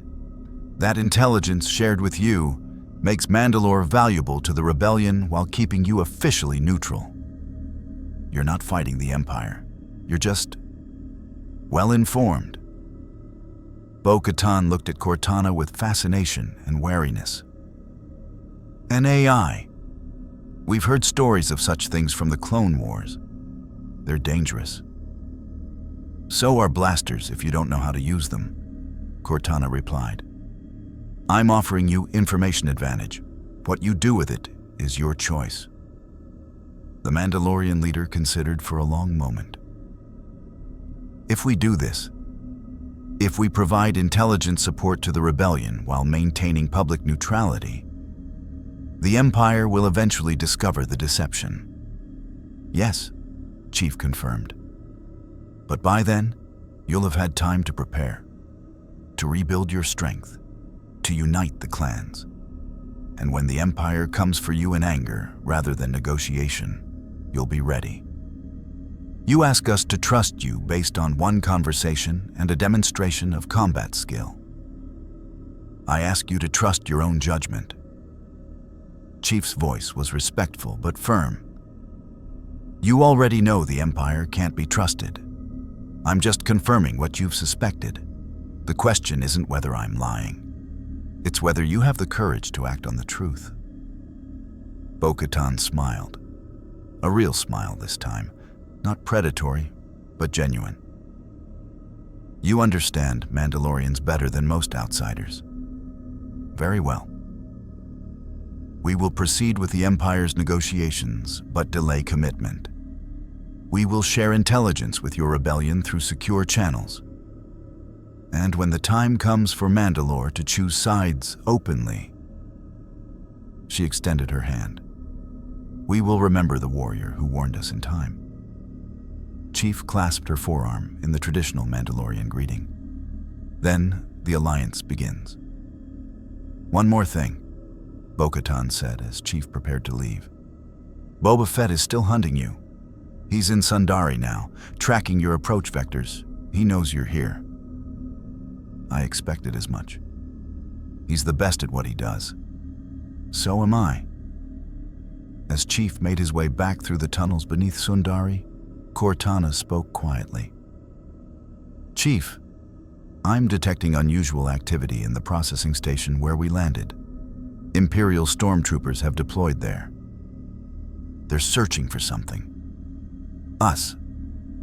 Fett must have triangulated our approach. He's cut off our extraction route." Chief's tactical assessment was instant. "Contact Cassian. Tell him to abort extraction, get the ship clear, and wait for my signal." "You're going to confront Fett alone?" "Chief, he's a professional bounty hunter with Mandalorian training and armor. Without your Mjolnir, I'm still a Spartan." Chief checked his magnum. 8 rounds remaining. His combat knife, his augmentations. It would have to be enough. And it's time Boba Fett learned the difference between hunting and being hunted. Somewhere in the city above, the galaxy's most dangerous bounty hunter was setting a trap. But Master Chief had spent 30 years fighting impossible battles and surviving. One Mandalorian bounty hunter, however skilled, was just another target. The hunt was about to become very interesting. The processing station was a maze of industrial equipment. Massive turbines, cooling towers, and atmospheric processors that hummed with constant activity. Chief moved through the facility like a ghost, his decades of combat experience allowing him to navigate industrial environments with the same precision he'd navigate a battlefield. Without his Mjolnir armor, he was quieter, smaller, less obviously threatening, also more vulnerable. "Stormtroopers are conducting a systematic search," Cortana reported through his earpiece. 24 units, standard sweep pattern. "But Chief, Fett isn't with them. I can't locate him. His armor must have sensor baffling." That was concerning. Chief had faced invisible enemies before. Covenant active camouflage, flood combat forms that could hide in shadows. But he'd always had his motion tracker. Now he was relying on enhanced hearing and situational awareness honed through decades of warfare. He paused at an intersection of maintenance corridors, his augmented hearing picking up the distinctive sound of stormtrooper boots on metal grating. 2 contacts, approaching from the left. Chief pressed against the wall, waiting. The stormtroopers rounded the corner, their E-11 blasters at ready position, but their discipline poor. They were scanning for someone in powered armor, not a man in utility clothing. Chief let the first one pass, then struck. His hand clamped over the second trooper's helmet, yanking him backward while simultaneously sweeping his legs. The trooper hit the ground hard, breath knocked out. Chief's combat knife found the gap between helmet and chest plate, pressing just enough to be felt, but not to cut. "Stay quiet and you live," Chief whispered. The first trooper spun, bringing his rifle up. Chief's other hand had already drawn his magnum. The shot was perfectly placed, not at the trooper's center mass, but at his rifle. The E-11 exploded in sparks, and the trooper dropped it with a yelp of pain. "Where's Fett?" Chief asked quietly. I don't know." The trooper beneath his knife stammered. "He doesn't coordinate with us. He's hunting alone. Said we're just here to flush the target." "What are his instructions?" "Capture if possible. Kill if necessary. Bring proof of termination to the Imperial commander for payment." The trooper's voice shook. "Please, I'm just following orders." Chief released him. "Strip your armor. Both of you. Move." 2 minutes later, Chief was dragging 2 unconscious stormtroopers in their undergarments into a storage locker. The armor wouldn't fit him. He was too large, too enhanced. But he'd removed their comlinks and learned their patrol patterns. "Cortana, can you tap their command frequency?" "Already done. They're coordinating through a central hub in the station security office. Fett has an open channel but hasn't used it. He's not working with them. He's using them." She paused. "Chief, I'm detecting an anomaly in the facility's power grid. Section 7 is drawing significantly more power than necessary for its operations." "He's there." Chief knew the tactic.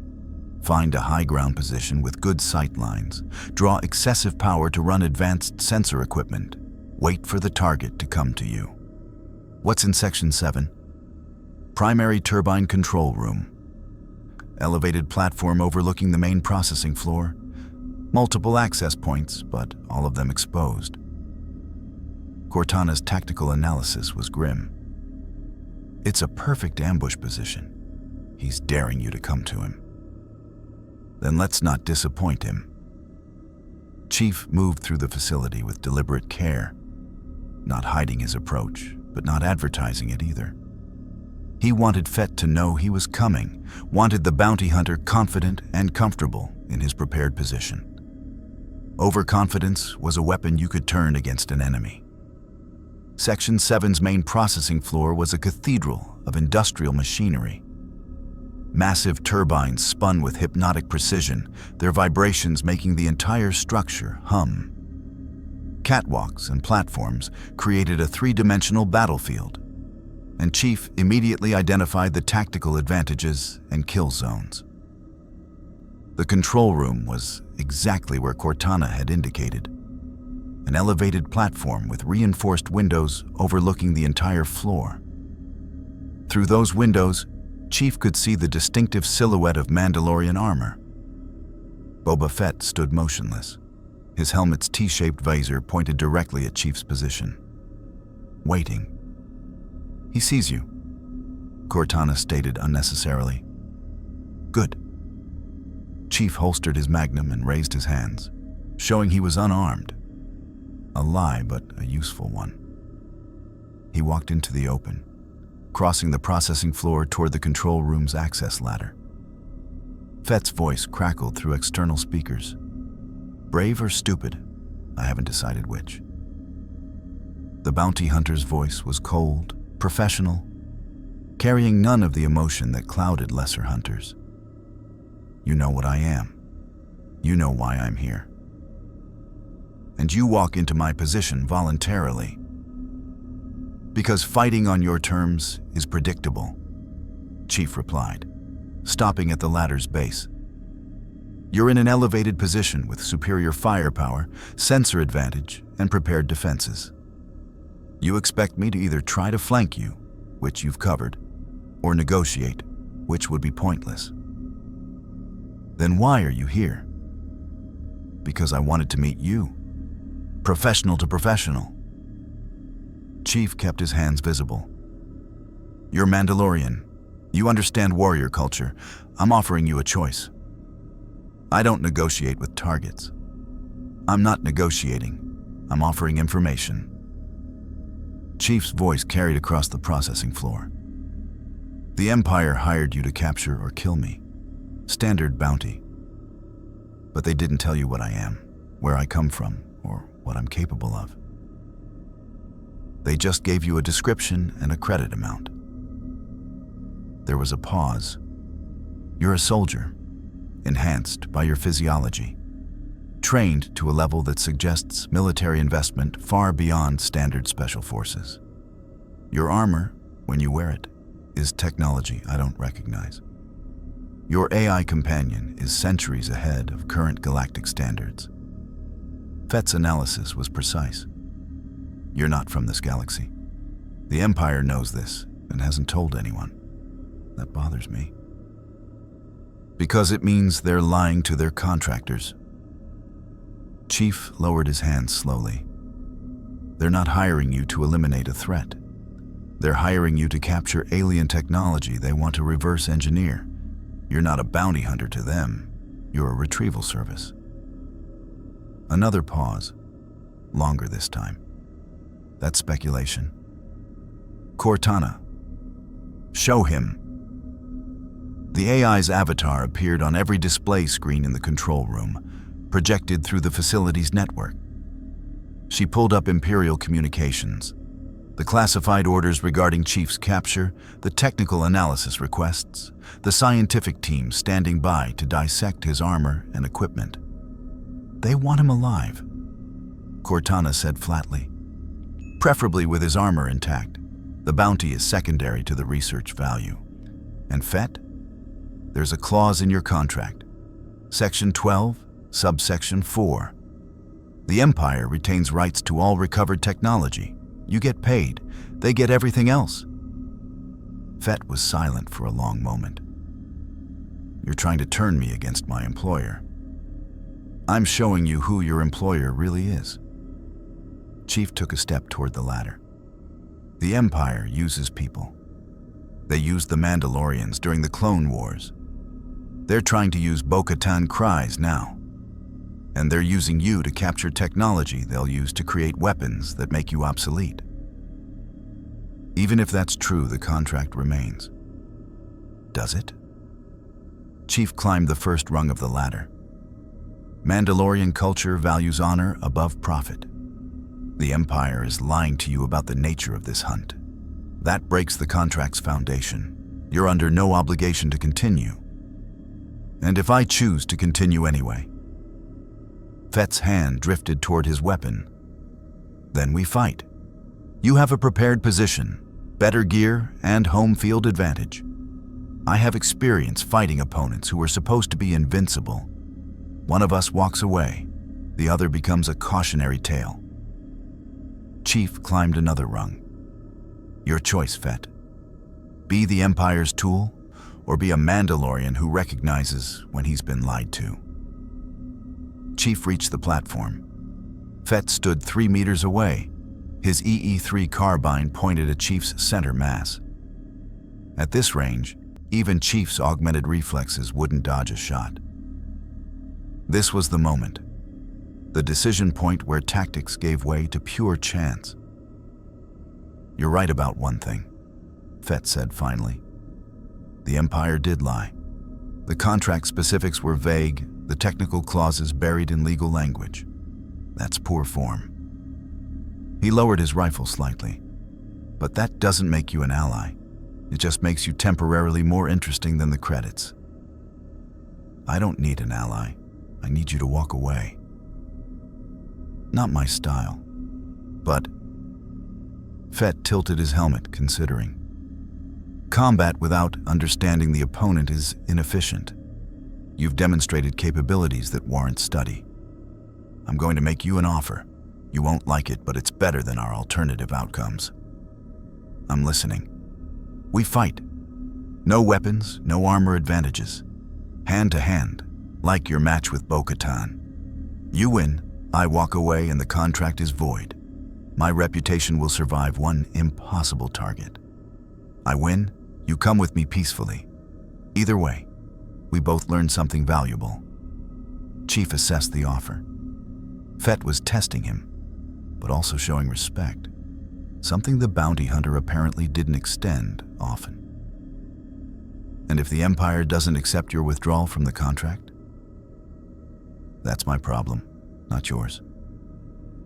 It was a gamble, but Chief recognized the Mandalorian honor underlying the offer.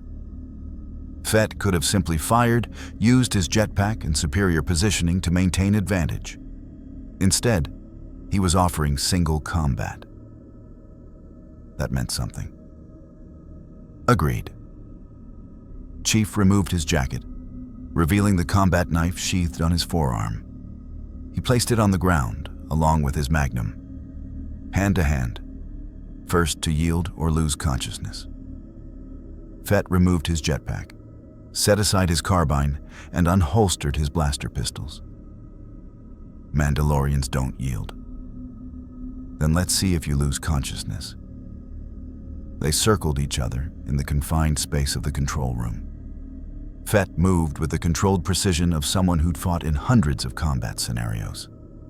His armor was genuine Mandalorian Beskar, nearly indestructible, covering vital areas while allowing mobility. He had weapons Chief didn't. Wrist-mounted flamethrower, fiber cord whip, possibly poison darts. Chief had his augmentations, his decades of training, and the fact that he'd fought armored opponents who could crush tanks with their bare hands. One Mandalorian, however skilled, was manageable. Fett attacked first, a testing jab aimed at Chief's throat. Chief slipped it, countering with a body shot that clanged off Beskar armor. Fett's knee came up, targeting Chief's ribs. Chief caught it, twisted, and threw the bounty hunter across the room. Fett hit the wall, rolled, and came up with his wrist flamethrower activated. A jet of flame screamed toward Chief. He dove aside, the heat scorching his shirt but missing flesh. Fett followed up with the fiber cord whip, the cable wrapping around Chief's ankle. Chief yanked, pulling Fett off balance instead of being dragged down himself. The bounty hunter compensated mid-fall, using the momentum to deliver a kick that caught Chief's shoulder. Pain flared, the injured shoulder from Vader's lightsaber not fully healed. Weakness identified. Fett stated clinically, pressing the advantage. He targeted that shoulder with brutal efficiency, each strike calculated to exploit the injury. Chief endured the pain, using it to sharpen his focus.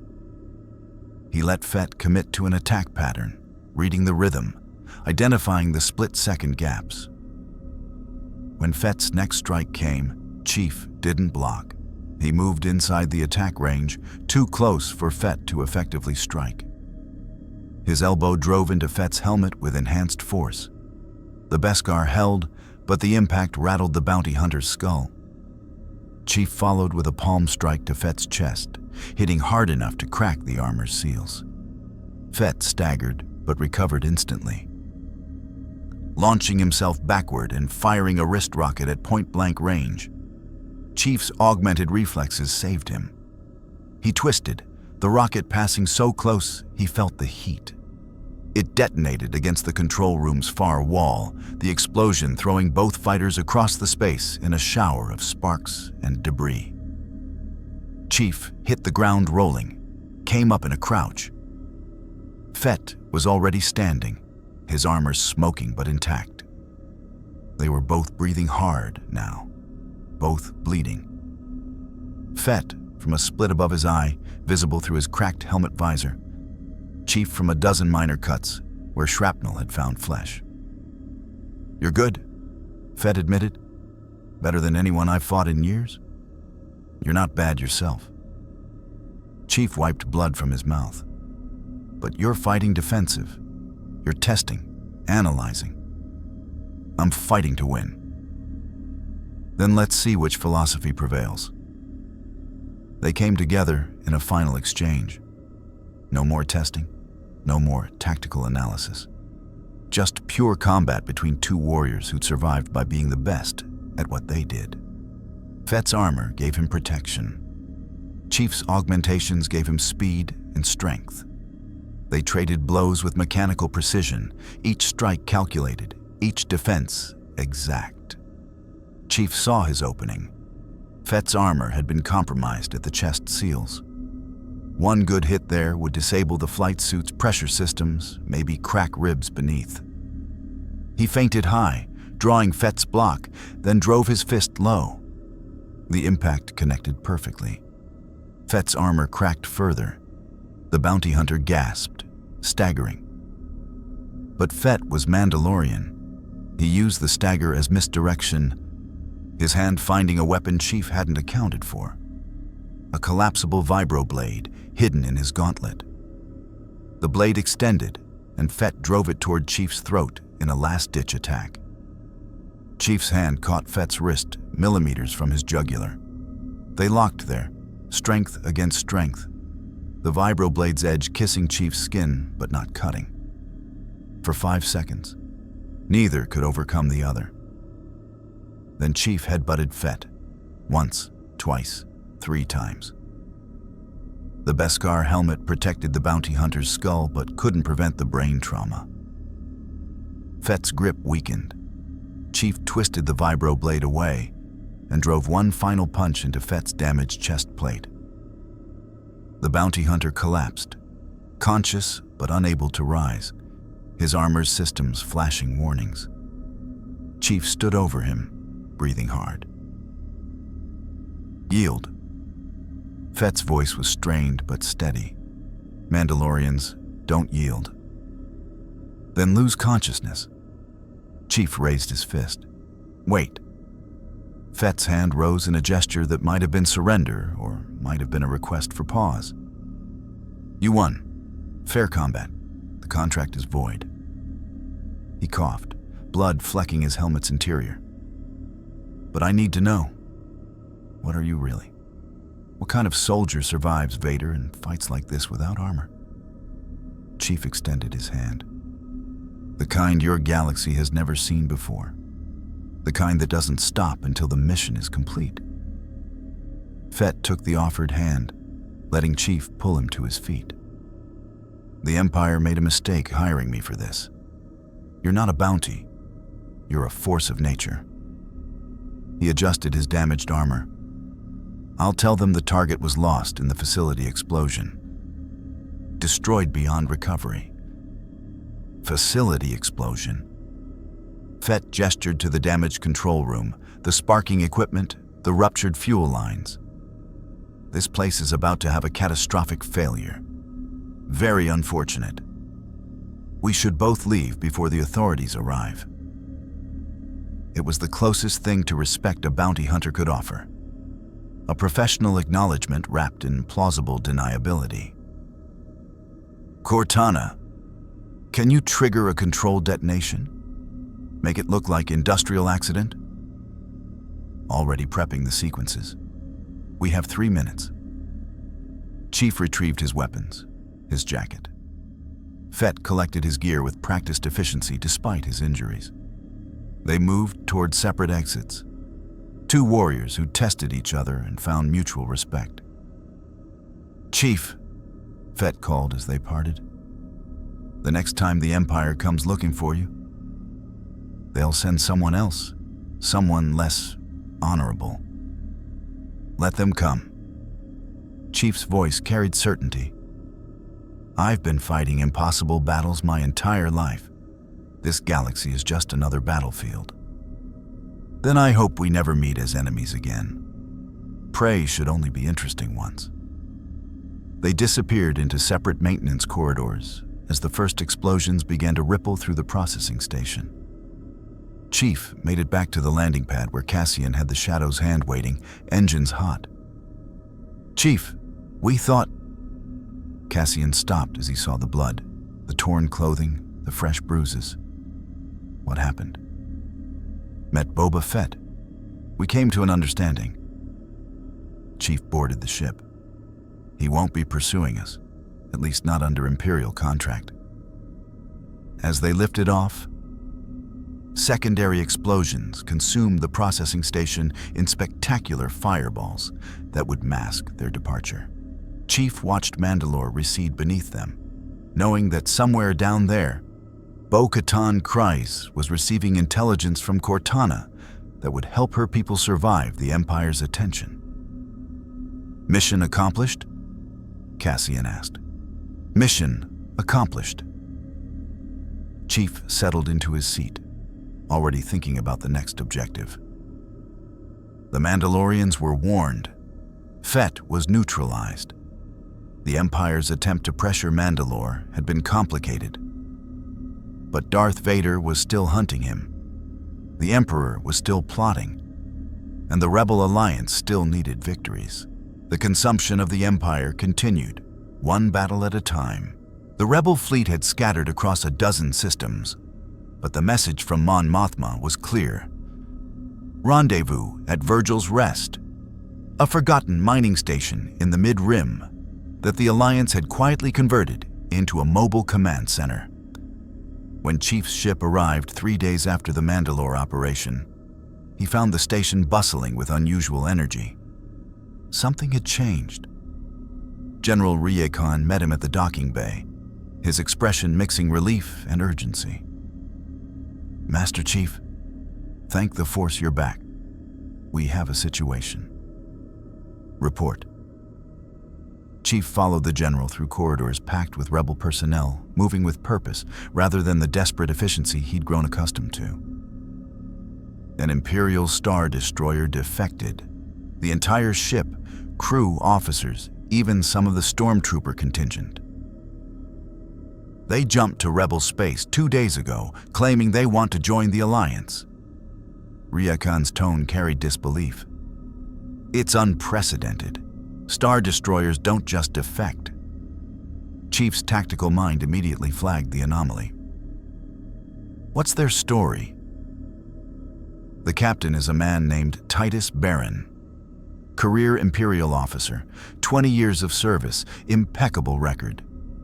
According to him, your actions at Hoth and the intelligence we've been distributing about Imperial atrocities finally convinced him the Empire he served wasn't the government he'd sworn to protect.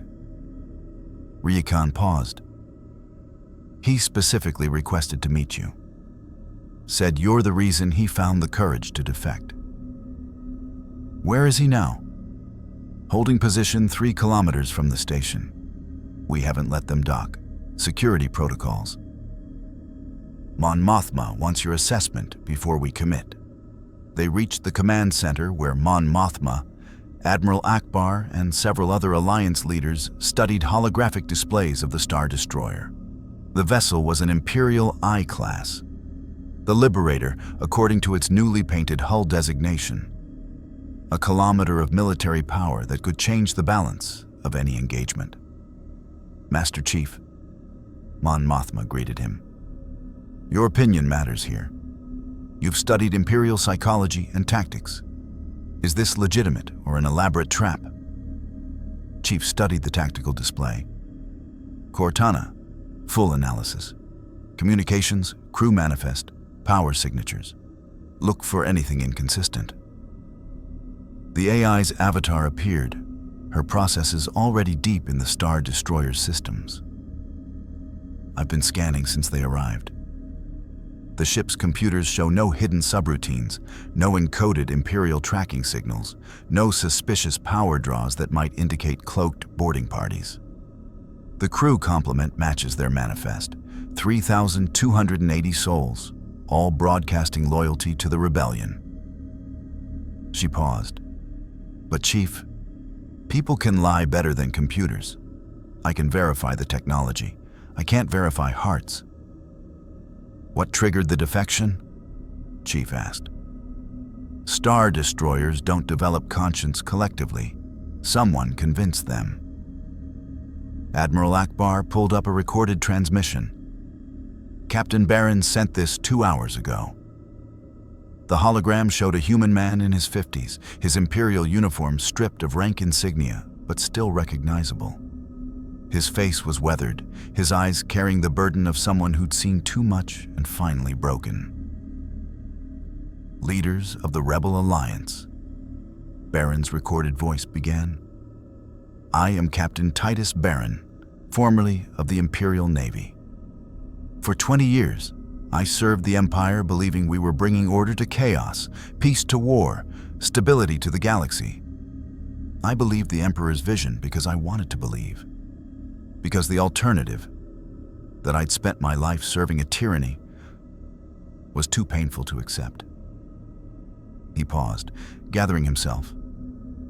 Then I saw the reports from Hoth, the warrior in green armor who stood alone against Lord Vader. The evacuation that succeeded despite impossible odds. The tactics that turned Imperial superiority into stalemate. I began to question. His voice hardened. Then I received orders to bombard a civilian population center on Ryloth. No military target, no strategic value, just terror. Just murder to maintain fear. Baron's hands clenched. I refused. My crew supported me. We expected execution. Instead, we received new orders. Report to Scarif for re-education. We knew what that meant. So we made a choice. We activated the ship's systems, jumped to hyperspace, and came here. He looked directly at the camera. We're not asking for forgiveness. We know what we've done in the Empire's name. We're asking for a chance to make it right. To fight for something worth fighting for. To prove that even those who serve darkness can choose light. The message ended. The command center was silent. It could still be a performance, Cassian said quietly. He'd joined them during the replay. Imperial intelligence is sophisticated. They could have staged this entire scenario. They could have, Chief agreed. But the operational cost would be enormous. Sacrificing a Star Destroyer, 3,000 personnel, and the military intelligence value of having those assets positioned elsewhere. All to infiltrate one agent into rebel ranks? The math doesn't work.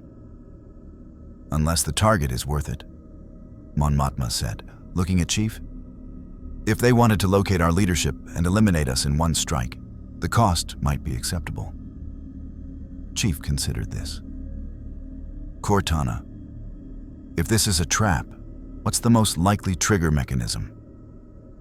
Boarding party hidden in shielded compartments would be detected by our scans. Biological weapon released during docking would contaminate their own crew. Tracking beacon would be spotted by now. She cycled through possibilities. The most dangerous scenario is a sleeper agent among the crew, someone who genuinely believes they defected but has been programmed or coerced to act as assassin when they identify high-value targets. Can you screen for that? Not reliably. Hypnotic conditioning, drug therapy, even force manipulation, those leave minimal technical signatures.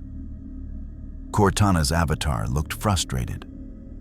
We'd need to interview every crew member, run psychological evaluations, verify their histories.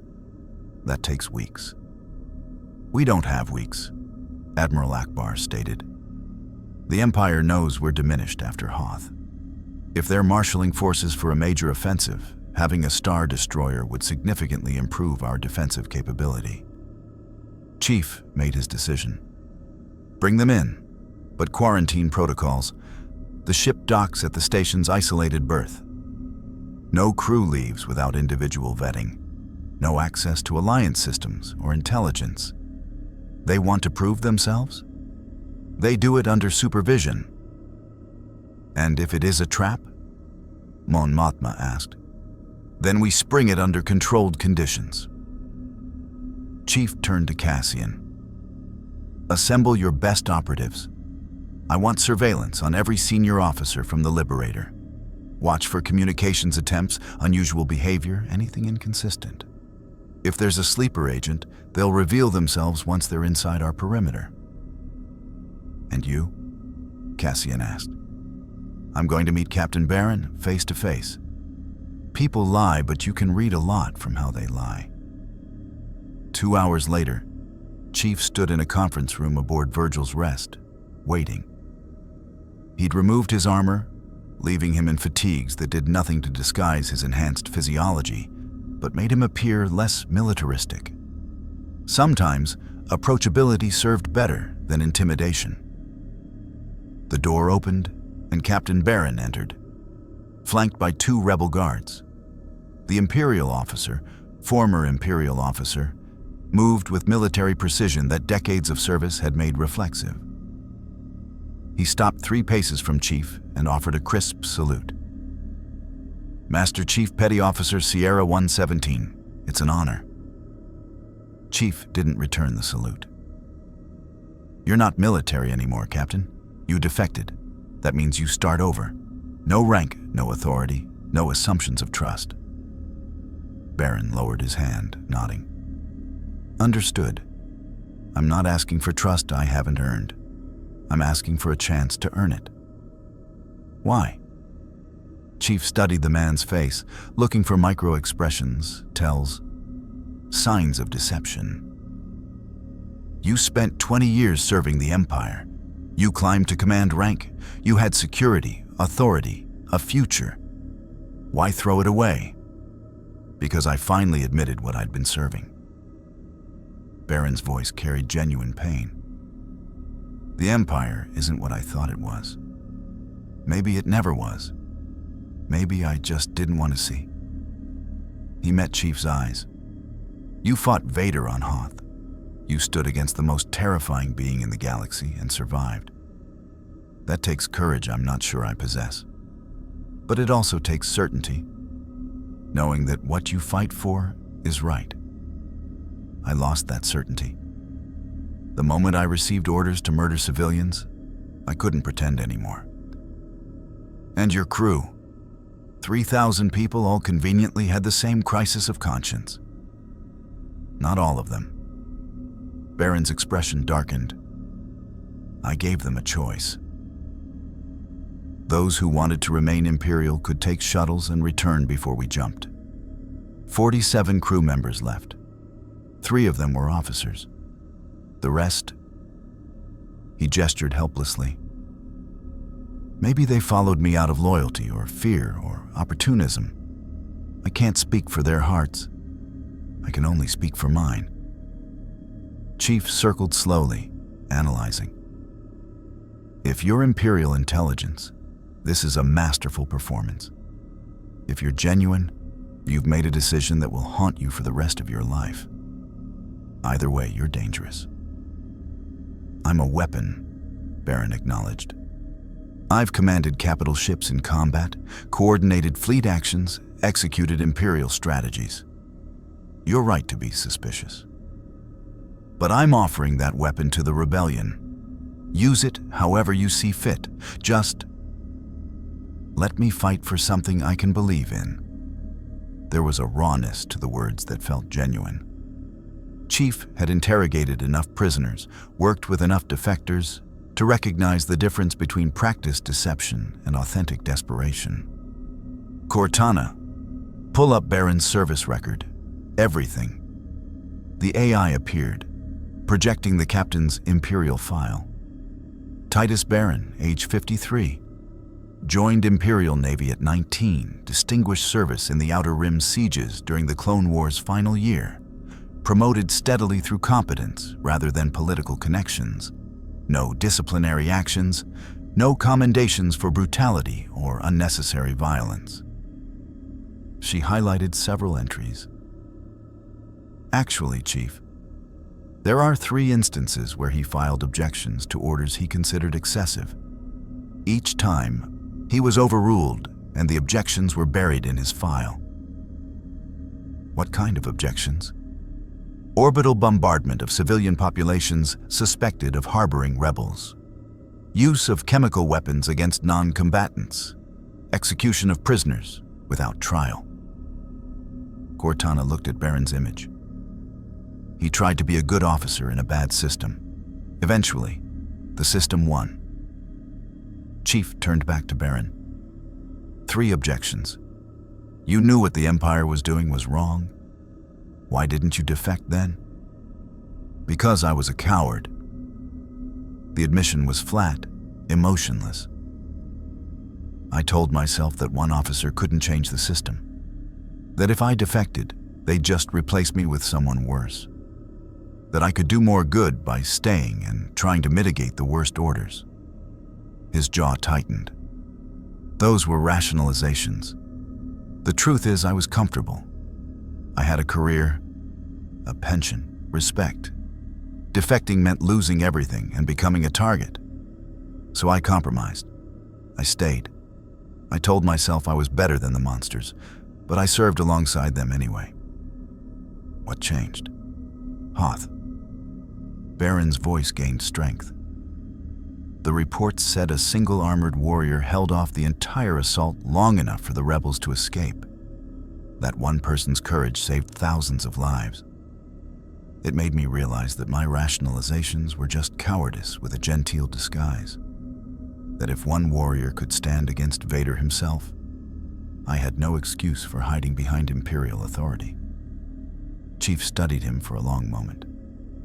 You're going to regret this decision. The Empire will hunt you. Your former colleagues will see you as a traitor. Even the rebellion will question your loyalty for years. You've chosen a hard path. I chose the right path. Hard is irrelevant. The words resonated.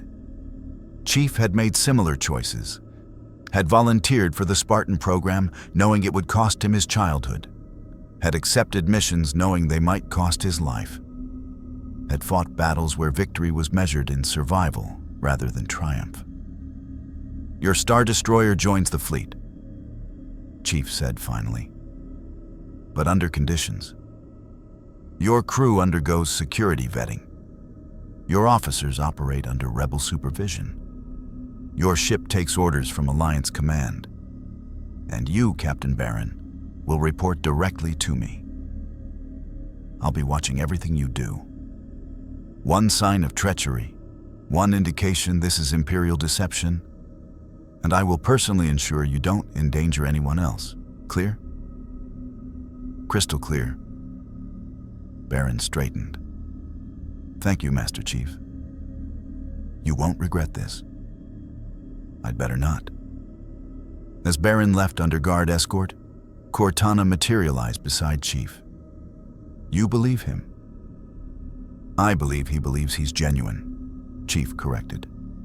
Whether that's reality or sophisticated conditioning, time will tell.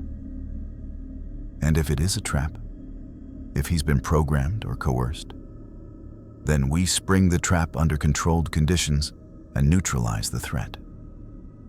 Chief watched through the viewport as the Liberator docked at the quarantine berth. But if he's genuine, we just gained a capital ship and 3,000 trained personnel.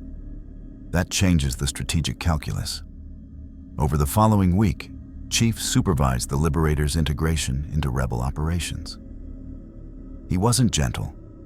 Every system was inspected, every crew member interviewed, every command decision scrutinized. Baron endured it with the stoicism of someone who understood he was earning trust the hard way. The crew proved competent and, as far as anyone could determine, genuine in their defection. They brought valuable intelligence, Imperial fleet dispositions, communication protocols, tactical doctrines. Cortana verified everything against her own intelligence gathering and found no discrepancies that suggested deception. They're real, she concluded after a week of analysis. Or they're the most sophisticated deep cover operation in galactic history. I'm 92% confident it's the former. 8% chance of catastrophic security breach isn't acceptable, Chief replied, but it's manageable. We keep them on a short leash and watch for anomalies.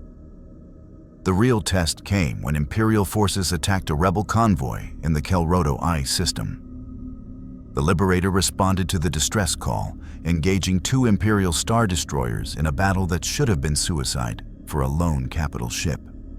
Chief monitored from the command center as Baron's tactical acumen became evident. He used the asteroid field for cover, exploited gaps in Imperial coordination, and fought with the efficiency of someone who'd trained against his former colleagues for decades. When the battle ended, one Imperial Star Destroyer was crippled, the other retreating, and the rebel convoy was intact. Captain Baron is requesting permission to pursue the retreating Star Destroyer, the communications officer reported. Denied, Chief replied immediately. The mission was convoy protection, not ship destruction. He accomplished the objective. Pursuit would be personal vendetta, not tactical necessity. The order was relayed. There was a pause. Then Baron's voice came through. Understood. Liberator breaking off pursuit and standing by for further orders. It was the right response. A glory-seeking officer would have pressed the advantage. Baron had obeyed, demonstrating discipline over personal satisfaction. He's learning, Cortana observed. Or he was always genuine and we just needed to see it. Chief watched the Liberator take up escort position with the convoy. Either way, the rebellion just got its first capital ship. That's significant. News of the defection spread through the Alliance with electrifying speed. A Star Destroyer, a symbol of Imperial might, now fought under rebel colors. It was propaganda gold and a tactical asset that changed operational planning across the fleet. But Chief knew the real significance went deeper. Every Imperial officer who heard about Baron's defection would question their own loyalties. Every crew member wondering if they served the right side now had proof that defection was possible. The psychological impact rippled through the Empire in ways no single battle could match. Mon Mothma wants to see you. Cassian interrupted his thoughts. She's in the strategy room with Admiral Akbar and some others. She says it's urgent. Chief made his way through the station, acknowledging rebel personnel who now greeted him with familiarity rather than awe. He'd become part of the Alliance, not just a mysterious outsider. That was both useful and concerning. Familiarity bred complacency, and he needed to stay sharp. The strategy room held a tense atmosphere. Mon Mothma, Admiral Akbar, General Raikin, and Captain Baron stood around the holotable, their expressions grim. Master Chief? Mon Mothma began without preamble. We have intelligence from our Bothan spy network. The Empire is constructing a new superweapon, another Death Star, even larger than the first. Chief felt the weight of the revelation. Construction timeline? 2 years minimum before operational capability, Admiral Akbar reported. But Chief, that's not the concerning part. The intelligence suggests the Emperor himself is overseeing construction. He's making the station into a trap, a lure to draw the entire rebel fleet into a decisive engagement. He's tired of guerrilla warfare. Chief understood immediately. He wants to end the rebellion in one massive battle where his superior numbers guarantee victory. Exactly. Mon Mothma gestured to the hologram. The question is how we respond. Do we continue our current strategy of surgical strikes? Or do we prepare for the confrontation the Emperor wants? Chief studied the incomplete schematics of the new Death Star. His tactical mind processed options, variables, and probable outcomes. We do both. We continue bleeding Imperial resources through special operations while simultaneously preparing for the eventual decisive engagement. But we prepare on our terms, not his. And what terms are those? Baron asked quietly. Chief looked at each of them. The political leader, the admiral, the general, the defector. We make sure that when the Emperor springs his trap, we're ready to spring one of our own. He expects the rebellion to be desperate and predictable. We'll be neither. He pulled up tactical displays showing the systematic disruption operations he'd been planning. The Empire builds their second Death Star, thinking they have time. We make sure they don't. Every day of construction becomes more expensive, more difficult, more vulnerable to disruption. By the time they're ready to deploy their trap, they'll be so weakened that even their superweapon won't guarantee victory. You're proposing we consume them piece by piece, Admiral Akbar said slowly, until there's nothing left to threaten us. Exactly. Chief's voice carried the certainty of someone who'd won impossible wars before. "The Emperor wants a decisive battle. We'll give him one, but not the one he expects." As the leadership discussed implementation, Chief felt the familiar weight of command settling over him. The Empire was building toward a final confrontation. Darth Vader was still hunting him. The Emperor himself had taken notice. The consumption of the Empire had moved from guerrilla warfare to existential conflict. And somewhere in the shadows of space, forces were gathering that would determine the fate of the entire galaxy. The real war was just beginning. The rebel cell on Bespin was supposed to be secure. Cloud City, with its neutral stance and corporate governance, provided perfect cover for Alliance operations in the Anowat sector. But as Chief's shuttle descended through the gas giant's upper atmosphere, Cortana's analysis painted a different picture. "Chief, I'm detecting unusual Imperial activity. 3 Lambda-class shuttles docked at the executive landing platform. That's reserved for Baron Administrator Calrissian's personal guests." Her avatar frowned. "And there's a Star Destroyer in high orbit. The Executor, Vader's flagship." Chief's hand moved to his weapon instinctively. "He's here. Looks that way. But Chief, we received confirmation from our cell leader that the meeting location was secure. Either their intelligence was wrong, or it's a trap." Chief had seen this pattern before. Bait dangled, allies compromised, the enemy waiting with overwhelming force. "Contact the cell. Tell them to abort and scatter." "Already trying. Communications are being jammed." Cortana's processes worked frantically. "Local only.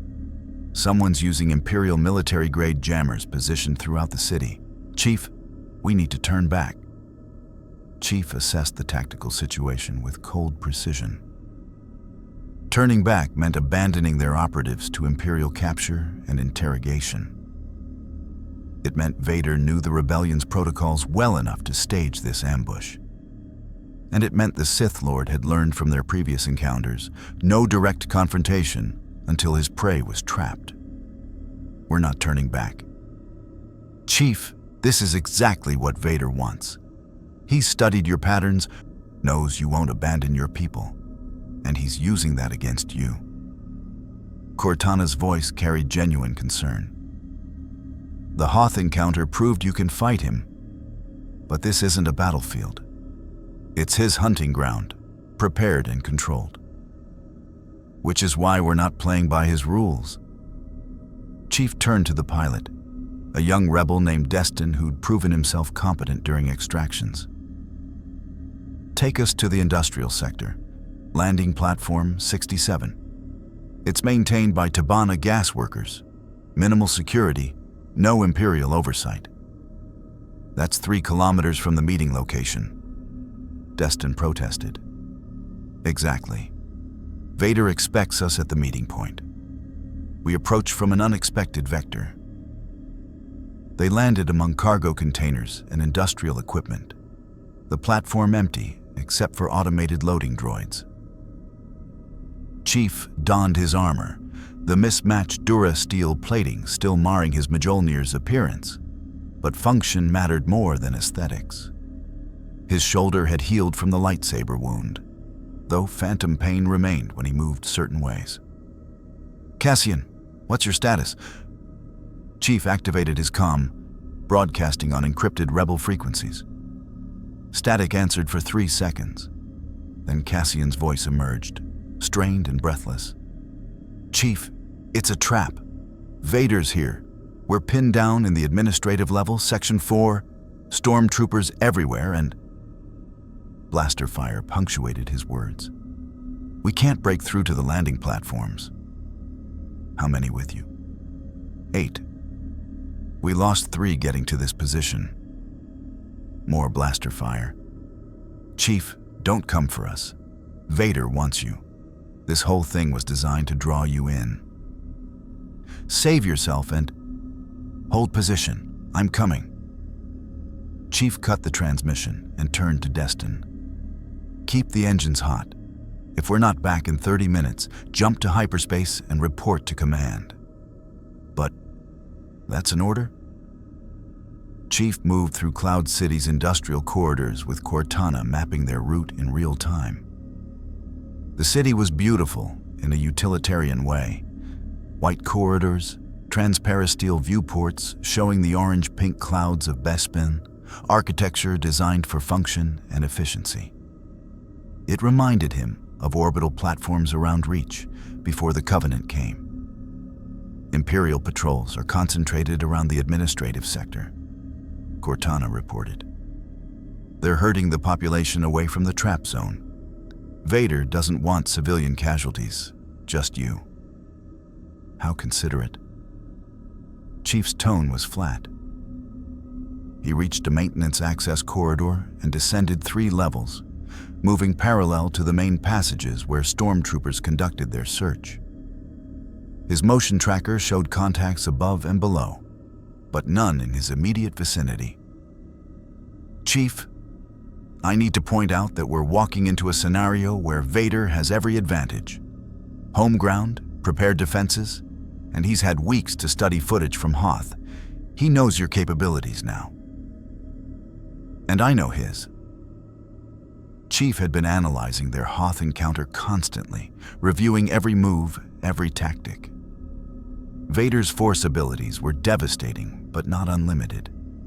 The concentration required to use them, the way his breathing had changed when maintaining the force grip. The split-second delay when switching between telekinesis and lightsaber combat. All exploitable weaknesses if you fought smart. He emerged in a service corridor 200 meters from where Cassian's team was pinned down. Through the viewport, he could see stormtroopers establishing a perimeter, methodically clearing rooms and cutting off escape routes. Professional, disciplined. This wasn't the garrison-level incompetence he'd encountered on Tatooine. These were elite units, possibly even death troopers. "Cassian, I'm 200 meters southeast of your position. Can you create a diversion in the opposite direction?" "Define diversion." "Loud, violent, and convincing enough to draw Imperial attention away from my approach vector." A pause. Then Cassian's voice carried grim humor. "We've got a fuel cell we can overload." "That loud enough?" "Perfect. On my mark." Chief moved into position, his rifle raised, checking his ammunition. Full magazine, 2 spares, his magnum with a full load. Against normal opponents, it would be adequate. Against Vader and whatever forces he'd brought, it was barely sufficient. Mark. The explosion 3 levels up was spectacular.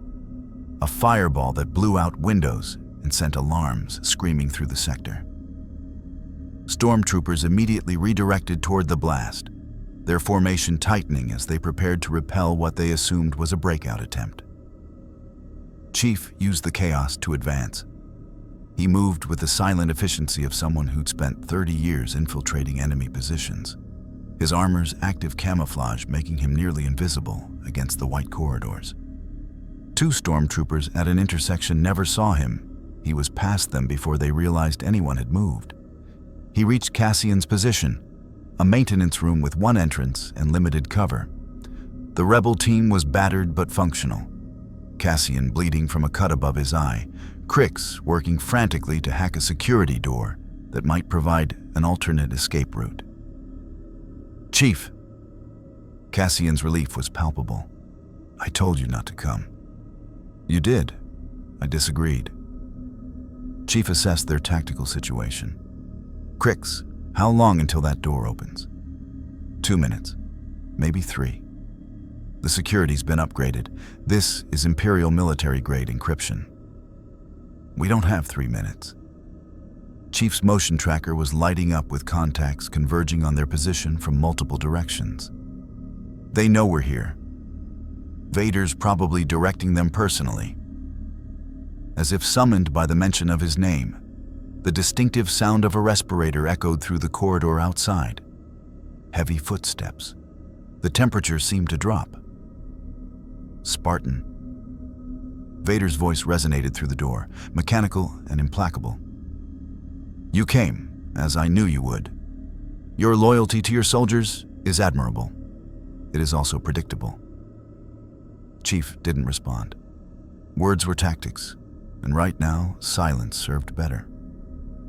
Your companions are irrelevant, Vader continued.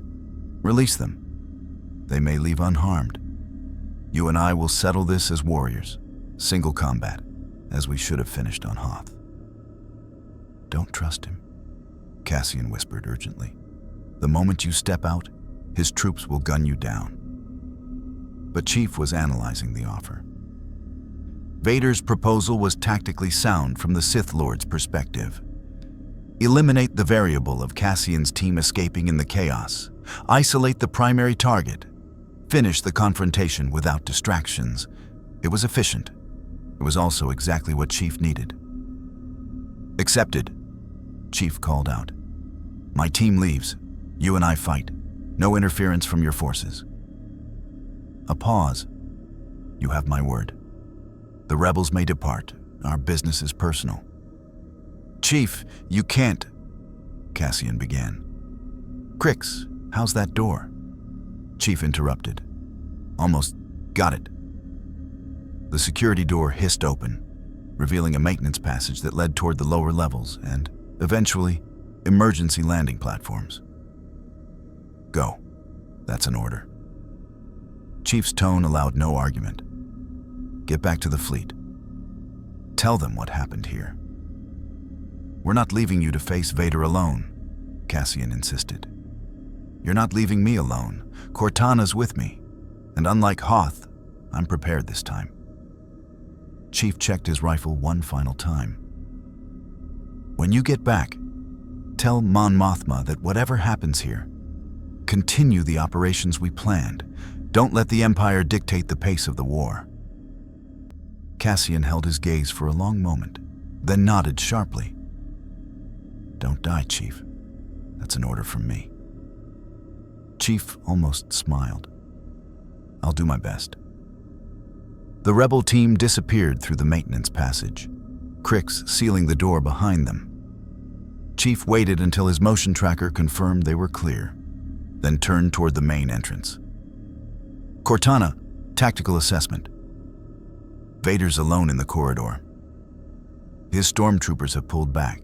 He's actually honoring the agreement. Curious. Her analysis continued. But Chief, the Executor is in orbit. If this goes badly, he can bring overwhelming force down on this position in minutes. Then I'd better make sure it doesn't go badly. Chief opened the door. The corridor beyond was empty, except for one figure. Darth Vader stood 30 meters away, his black armor stark against the white walls, his lightsaber unignited, but held ready. The respirator's rhythm filled the space, like a mechanical heartbeat. You honor your word, Vader observed. That is rare in war, admirable but ultimately futile. You cannot defeat me, Spartan. The Force gives me power beyond your comprehension. I've heard that before. Chief walked forward, closing the distance. The Covenant thought their gods made them invincible. The Flood thought their collective consciousness made them unstoppable. Both were wrong. The Force is not a god or a parasite. It is the fundamental energy of the universe itself. Vader's lightsaber ignited with that distinctive snap hiss, crimson blade humming. You are strong, well-trained, and courageous. But you are still just a man. I am something more. Then prove it. They clashed. Vader attacked with the efficiency of someone who'd spent weeks analyzing their previous encounter.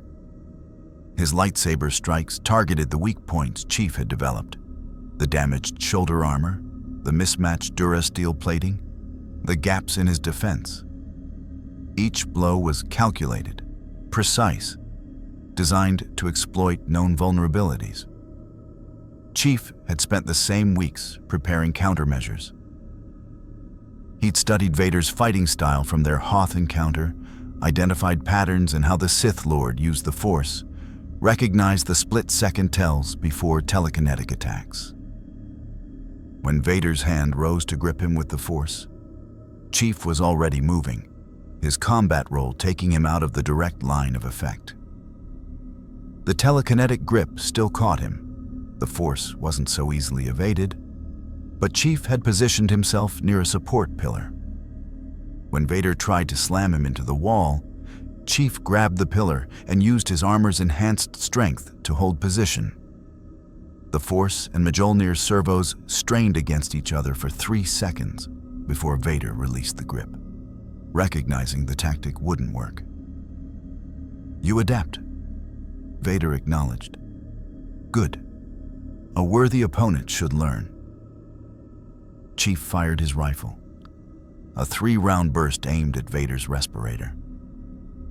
The Sith Lord deflected all 3 shots with contemptuous ease, his lightsaber moving faster than normal human reflexes should allow.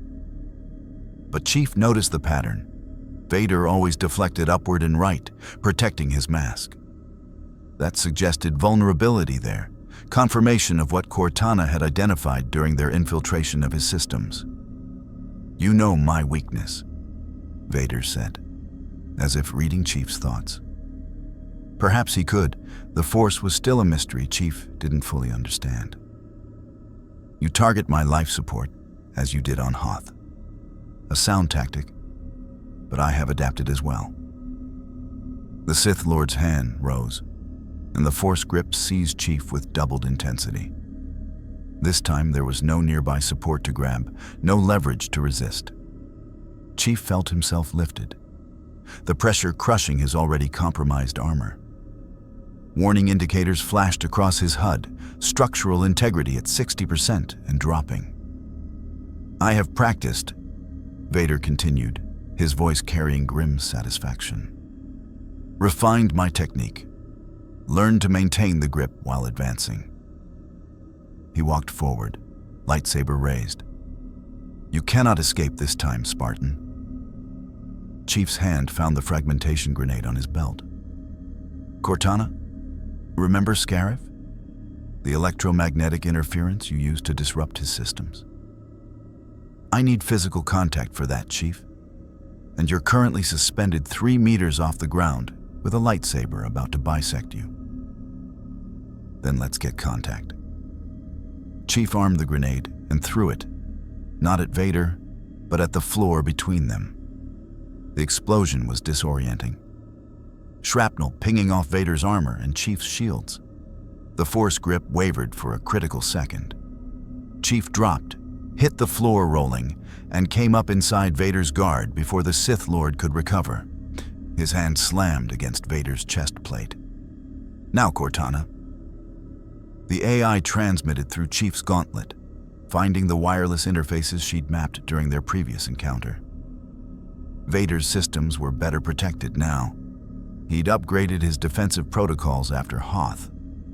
But Cortana was a 26th century smart AI. She broke through in 1.7 seconds. Vader's breathing accelerated uncontrollably. His lightsaber wavered. The Force grip attempting to reform dissipated as the Sith Lord focused everything on just breathing, on overriding the electronic rebellion in his life support systems. Chief used those precious seconds. He grabbed Vader's lightsaber wrist, twisted with enhanced strength, and drove his knee into the damaged chest plate he'd targeted during their first encounter. Vader staggered, his breathing now a chaotic wheeze as his systems fought between Cortana's interference and his own desperate override attempts. "You cannot," Vader gasped. "The dark side sustains me." "The dark side doesn't maintain respiratory functions," Chief replied, pressing his advantage. He drove Vader backward, each strike calculated to keep the Sith Lord off balance, unable to gather the concentration needed for Force techniques. But Vader was more than just Force powers. He was a warrior who'd survived years of brutal training, countless battles, and transformation into something more machine than man. His free hand found Chief's helmet and pulled, trying to remove it, to expose the flesh beneath. Chief's helmet didn't come off. Magnetic locks held. But the attempt demonstrated Vader's tactical thinking. Remove the armor's protection, expose the vulnerable human inside, turn superior technology into a liability. Cortana, how long can you maintain the interference? His override attempts are getting more sophisticated. I can maybe give you 30 more seconds before he fully compensates. 30 seconds to end this. Chief drove his fist into Vader's mask, the reinforced gauntlet cracking the duress steel. He followed with a palm strike to the chest plate, feeling something give beneath the armor. Vader's breathing became even more labored. Ribs cracking, life support struggling, the cumulative damage from both their encounters finally overwhelming even Sith resilience.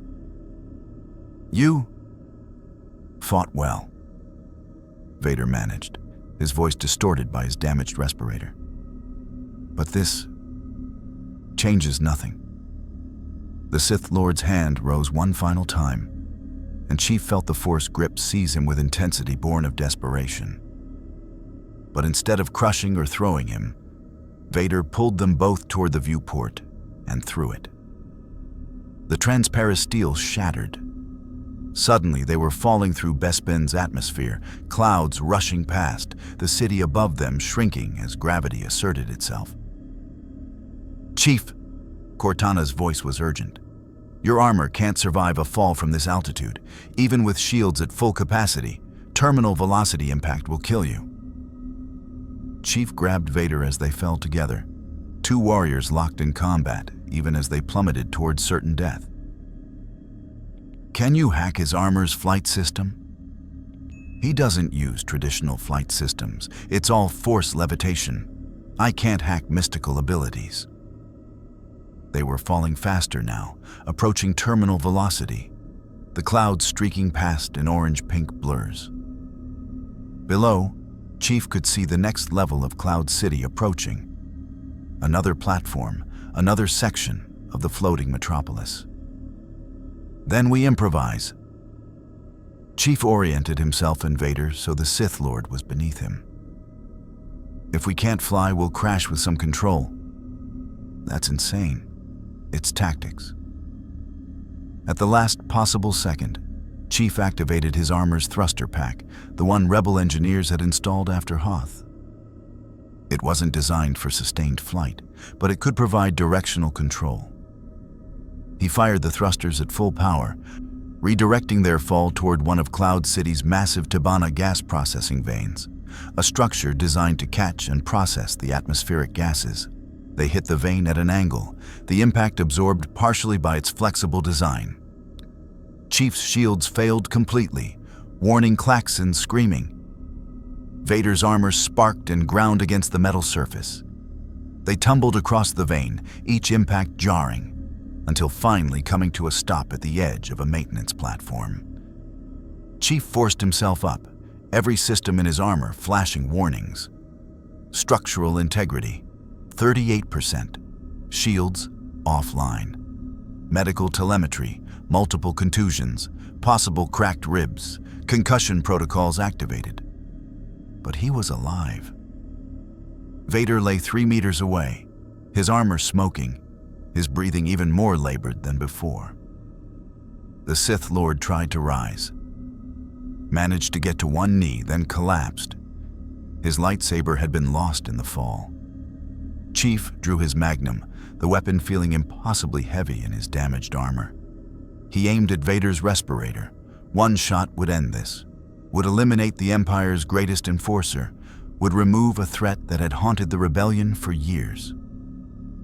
His finger rested on the trigger. Do it, Vader rasped, his voice barely audible through his damaged mask. End this warrior's death. It is what I deserve. Chief stood there, weapon aimed, Decision point reached. In his galaxy, he'd made similar choices dozens of times. Eliminate the enemy commander, cripple the opposing force, achieve strategic victory through decisive action. But something stayed his hand.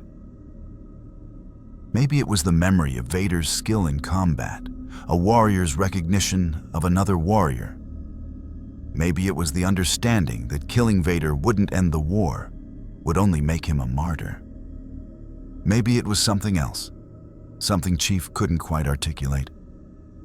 "Cortana," he said quietly. "Status on Cassian's team?" "They made it to their ship. They're clear of Cloud City and jumping to hyperspace now." "Then we're done here." Chief lowered his weapon. "Vader, next time we meet, bring more than just the Force. Bring an army, because that's what it'll take." He activated his remaining thrusters, enough for a controlled descent to the lower levels where he could reach Destin's shuttle. Behind him, Vader remained on the platform, damaged but alive, watching as his prey escaped once again. The extraction was clean. By the time Imperial reinforcements reached the platform, Chief was gone. The shuttle jumping to hyperspace with Vader's elite forces scrambling to pursue but arriving seconds too late. In the shuttle's medbay, as medical droids patched his injuries and Cortana ran diagnostics on his damaged armor, Chief reviewed the engagement with critical analysis. "We didn't win," Cortana said quietly. "We fought to a draw again." "We survived," Chief corrected. "We extracted our people, and we proved something important. Vader can be hurt. He can be outfought. He's dangerous, but he's not invincible." "But Chief, you had him. You could have ended it. Why didn't you?" Chief was silent for a long moment, considering. Because warriors respect warriors. And sometimes, leaving an enemy alive sends a stronger message than killing them. Vader will remember this. He'll know that I spared him when I didn't have to. That doubt, that knowledge, it's a weapon. As they rendezvoused with the rebel fleet, news of the Bespin confrontation spread with electric speed. Master Chief had fought Darth Vader again, this time in single combat with no distractions, and walked away. The legend was growing, and with it, the rebellion's hope. But in the shadows of the Executor, Vader sat in his meditation chamber, his damaged armor being repaired by droids, his mind focused on the warrior who'd spared his life. "He is strong," Vader said to the holographic image of Emperor Palpatine. "Stronger than any I have faced since Obi-Wan, and he is changing the rebellion, making them dangerous." "Then we must accelerate our plans," the Emperor replied, his voice carrying dark satisfaction. "Let the rebels grow confident. Let them believe this Spartan makes them invincible. When they come to destroy the new Death Star, we will show them that confidence is merely another path to destruction." The trap was being set. The pieces were moving into position. And Master Chief, whether he realized it or not, was becoming central to both the rebellion's hope and the Emperor's plans. The consumption of the Empire continued, but so did the Empire's counter-strategy. The second Death Star hung in orbit above the forest moon of Endor, like a dark promise of annihilation. Chief stood in the rebel flagship's observation deck, studying the battle station through the viewport. Even incomplete, its scale was staggering. A sphere of destruction that dwarfed the first Death Star, bristling with weapons emplacements and protected by a shield generator on the moon's surface. "Intel confirms the Emperor is aboard," Admiral Akbar said, his voice carrying the weight of the moment. "He's personally overseeing final construction. This is our chance. Destroy the station while it's vulnerable, eliminate Imperial leadership, and cripple their ability to coordinate a response." Chief studied the tactical display with growing unease. The plan was elegant on paper. Han Solo would lead a strike team to the forest moon. disable the shield generator, allowing the rebel fleet to attack the Death Star directly. Lando Calrissian, now a general after his heroics at Bespin, would lead the starfighter assault. Simultaneously, Luke Skywalker, the farm boy who destroyed the first Death Star, would confront the Emperor personally. It was too perfect, too convenient. "It's a trap," Chief said flatly. Mon Mothma, who'd been reviewing fleet dispositions, turned to him. "You've expressed that concern repeatedly, Master Chief. Our intelligence is solid. The Bothans died to bring us this information. Which is exactly why it's suspect." Chief pulled up the tactical data. "The Emperor is brilliant, patient, and has been orchestrating galactic events for decades. He orchestrates a clone war, corrupts a republic, exterminates the Jedi, and builds an empire." Does that sound like someone who would carelessly expose himself in an incomplete battle station? "The Death Star has operational weapons," General Raishkan countered. "Our intelligence confirms the super laser is functional. Even incomplete, it's the most powerful weapon in the galaxy." "And the fleet protecting it?" Chief highlighted the Imperial deployments. "Minimal. For a weapon this valuable, with the Emperor aboard, they should have half their navy here. Instead, they have maybe 30 Star Destroyers. That's not protection. That's bait for a much larger force hidden elsewhere." Cortana's avatar appeared, supporting Chief's analysis. "I've been monitoring Imperial communications. There's unusual encrypted traffic between the Death Star and coordinates deeper in the system. The encryption is so heavy I can't crack it, which suggests something significant they don't want anyone to know about." "Such as?" Admiral Akbar asked. "Such as a fleet numbering in the hundreds, waiting to spring the trap once we commit," Chief replied. "The Emperor isn't aboard because he's overconfident. He's aboard because he wants us to attack. He wants to destroy the rebellion's leadership and fleet in one decisive engagement." The command center fell silent. Mon Mothma exchanged glances with the other leaders, the weight of the decision pressing on them all. "Even if you're right," she said carefully, "what choice do we have? If we don't attack now, the Death Star becomes operational. Once that happens, the Emperor can destroy any world that harbors rebels. We'll lose the war through attrition and terror." "We attack," Chief agreed, "but not the way he expects. Not with our entire fleet committed to a frontal assault where his trap can obliterate us." He pulled up alternative scenarios. "We send a smaller force, enough to appear legitimate, but not so much that losing it cripples us. Meanwhile, our primary fleet positions elsewhere, ready to exploit whatever vulnerability the battle reveals." "You're proposing we sacrifice part of our fleet as a feint?" General Rhea Khan's voice carried horror at the implication. "I'm proposing we don't hand the Emperor everything he wants." Chief's tone was firm, but not harsh. "War requires calculated risks. The alternative is gambling everything on one battle where the enemy controls every variable. The Alliance has always fought together," Mon Mothma said quietly. "We don't abandon portions of our fleet, even tactically. Unity is our strength against the Empire's vast resources. Unity is also your weakness when facing an enemy who expects it." Chief understood he was pushing against deeply held rebellion principles, but survival demanded pragmatism. "Ma'am, I've fought wars against impossible odds.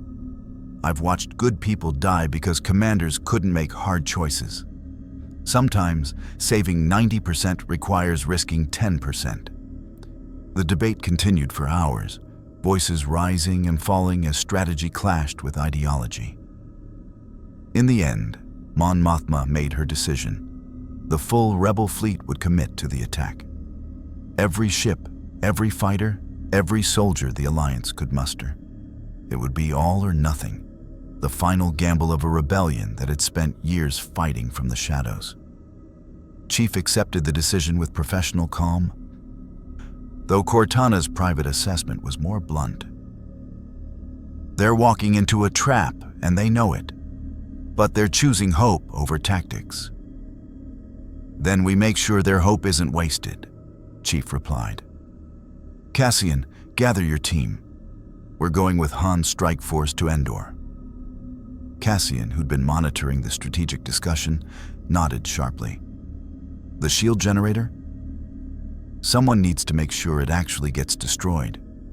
Han Solo is brave and lucky, but this mission requires more than heroism. Chief checked his armor. Newly repaired after Bespin, the mismatched plating finally replaced with proper materials scavenged from Imperial depots. Will be his insurance policy. The insertion to Endor was textbook. A stolen Imperial shuttle, the proper codes provided by sympathizers within the Empire's ranks, and a landing that drew minimal attention. Han Solo's team was larger than Chief had expected. Chewbacca the Wookiee, Princess Leia, Luke Skywalker, and several rebel commandos. Chief's augmented team integrated smoothly. Cassian, Crix, Bren, and 4 others he'd personally trained. They were professionals now, moving with the tactical precision he'd drilled into them over months of operations. So, you're the famous Spartan, Han said as they moved through Endor's forests toward the shield generator. Heard you fought Vader twice and lived. That true? Yes. Chief scanned the forest with his motion tracker, watching for Imperial patrols. That's it? Just yes? Come on, give us some details. Did you really punch his mask off? Cracked it. Didn't punch it off. Han laughed. I like you. Very chatty. They encountered stormtrooper scouts on speeder bikes. A brief firefight that ended with Imperial casualties and the team's position potentially compromised. Luke and Leia pursued the escapees while the main force pressed toward the generator. That's when they found the Ewoks. The small, primitive inhabitants of Endor's forest moon were initially hostile, capturing the team with traps that were surprisingly sophisticated. But Leia's diplomacy and the droid's intervention turned hostility into alliance. The Ewoks, it turned out, hated the Empire. The construction of the shield generator had destroyed portions of their forest. Primitive allies are still allies, Chief observed as the Ewoks agreed to help assault the generator. They know the terrain, they have numbers, and the Empire underestimates them. That's tactically valuable. The assault began at dawn. Ewoks attacked Imperial positions with guerrilla tactics that reminded Chief of insurrectionist raids during the early days of his career. Brutal, unexpected, and effective against a force that expected conventional warfare. Rocks, logs, and primitive weapons proved surprisingly deadly against stormtroopers who'd trained for blaster combat. Chief's team used the chaos to infiltrate the generator facility. The bunker's security was formidable. Blast doors, automated defenses, and elite stormtroopers who actually knew how to fight. But Crix's technical expertise and Bren's demolitions knowledge proved critical. They fought through 3 security checkpoints, each one a brutal engagement where Chief's armor and enhanced combat abilities turned the tide. Charges set, Bren reported, his hands working with practiced efficiency. 5-minute timer. Once this goes, the shield drops and nothing can bring it back up without weeks of repair. Then let's make sure we're clear before... The bunker's doors exploded inward.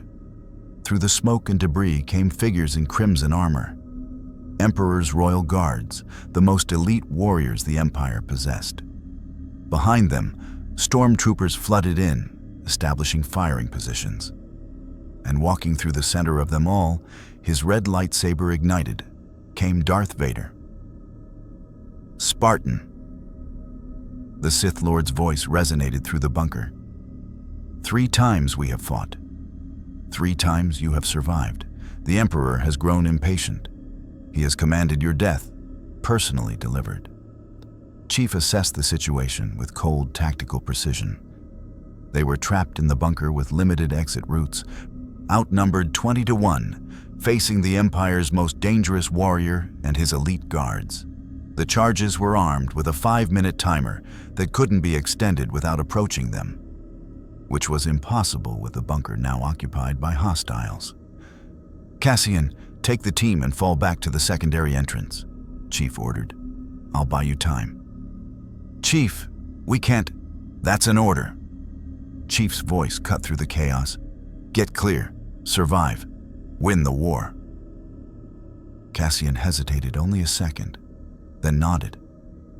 He grabbed Crix and Bren, rallying the team toward the maintenance passages Chief had identified during their infiltration. The Royal Guards moved to intercept, but Chief opened fire, his rifle barking with precision. 2 guards fell, their crimson armor no match for high-caliber rounds at close range. Vader advanced through the gunfire, his lightsaber deflecting Chief's shots with contemptuous ease. Your loyalty to your soldiers is admirable. It is also fatal. You should have fled when you had the chance. I don't abandon my mission, Chief replied, maglocking his rifle and drawing his magnum. And my mission is destroying that generator, which you cannot do if you're dead. Vader gestured, and the Force grip seized Chief, slamming him into the bunker's wall. His shields absorbed the impact, but flickered dangerously.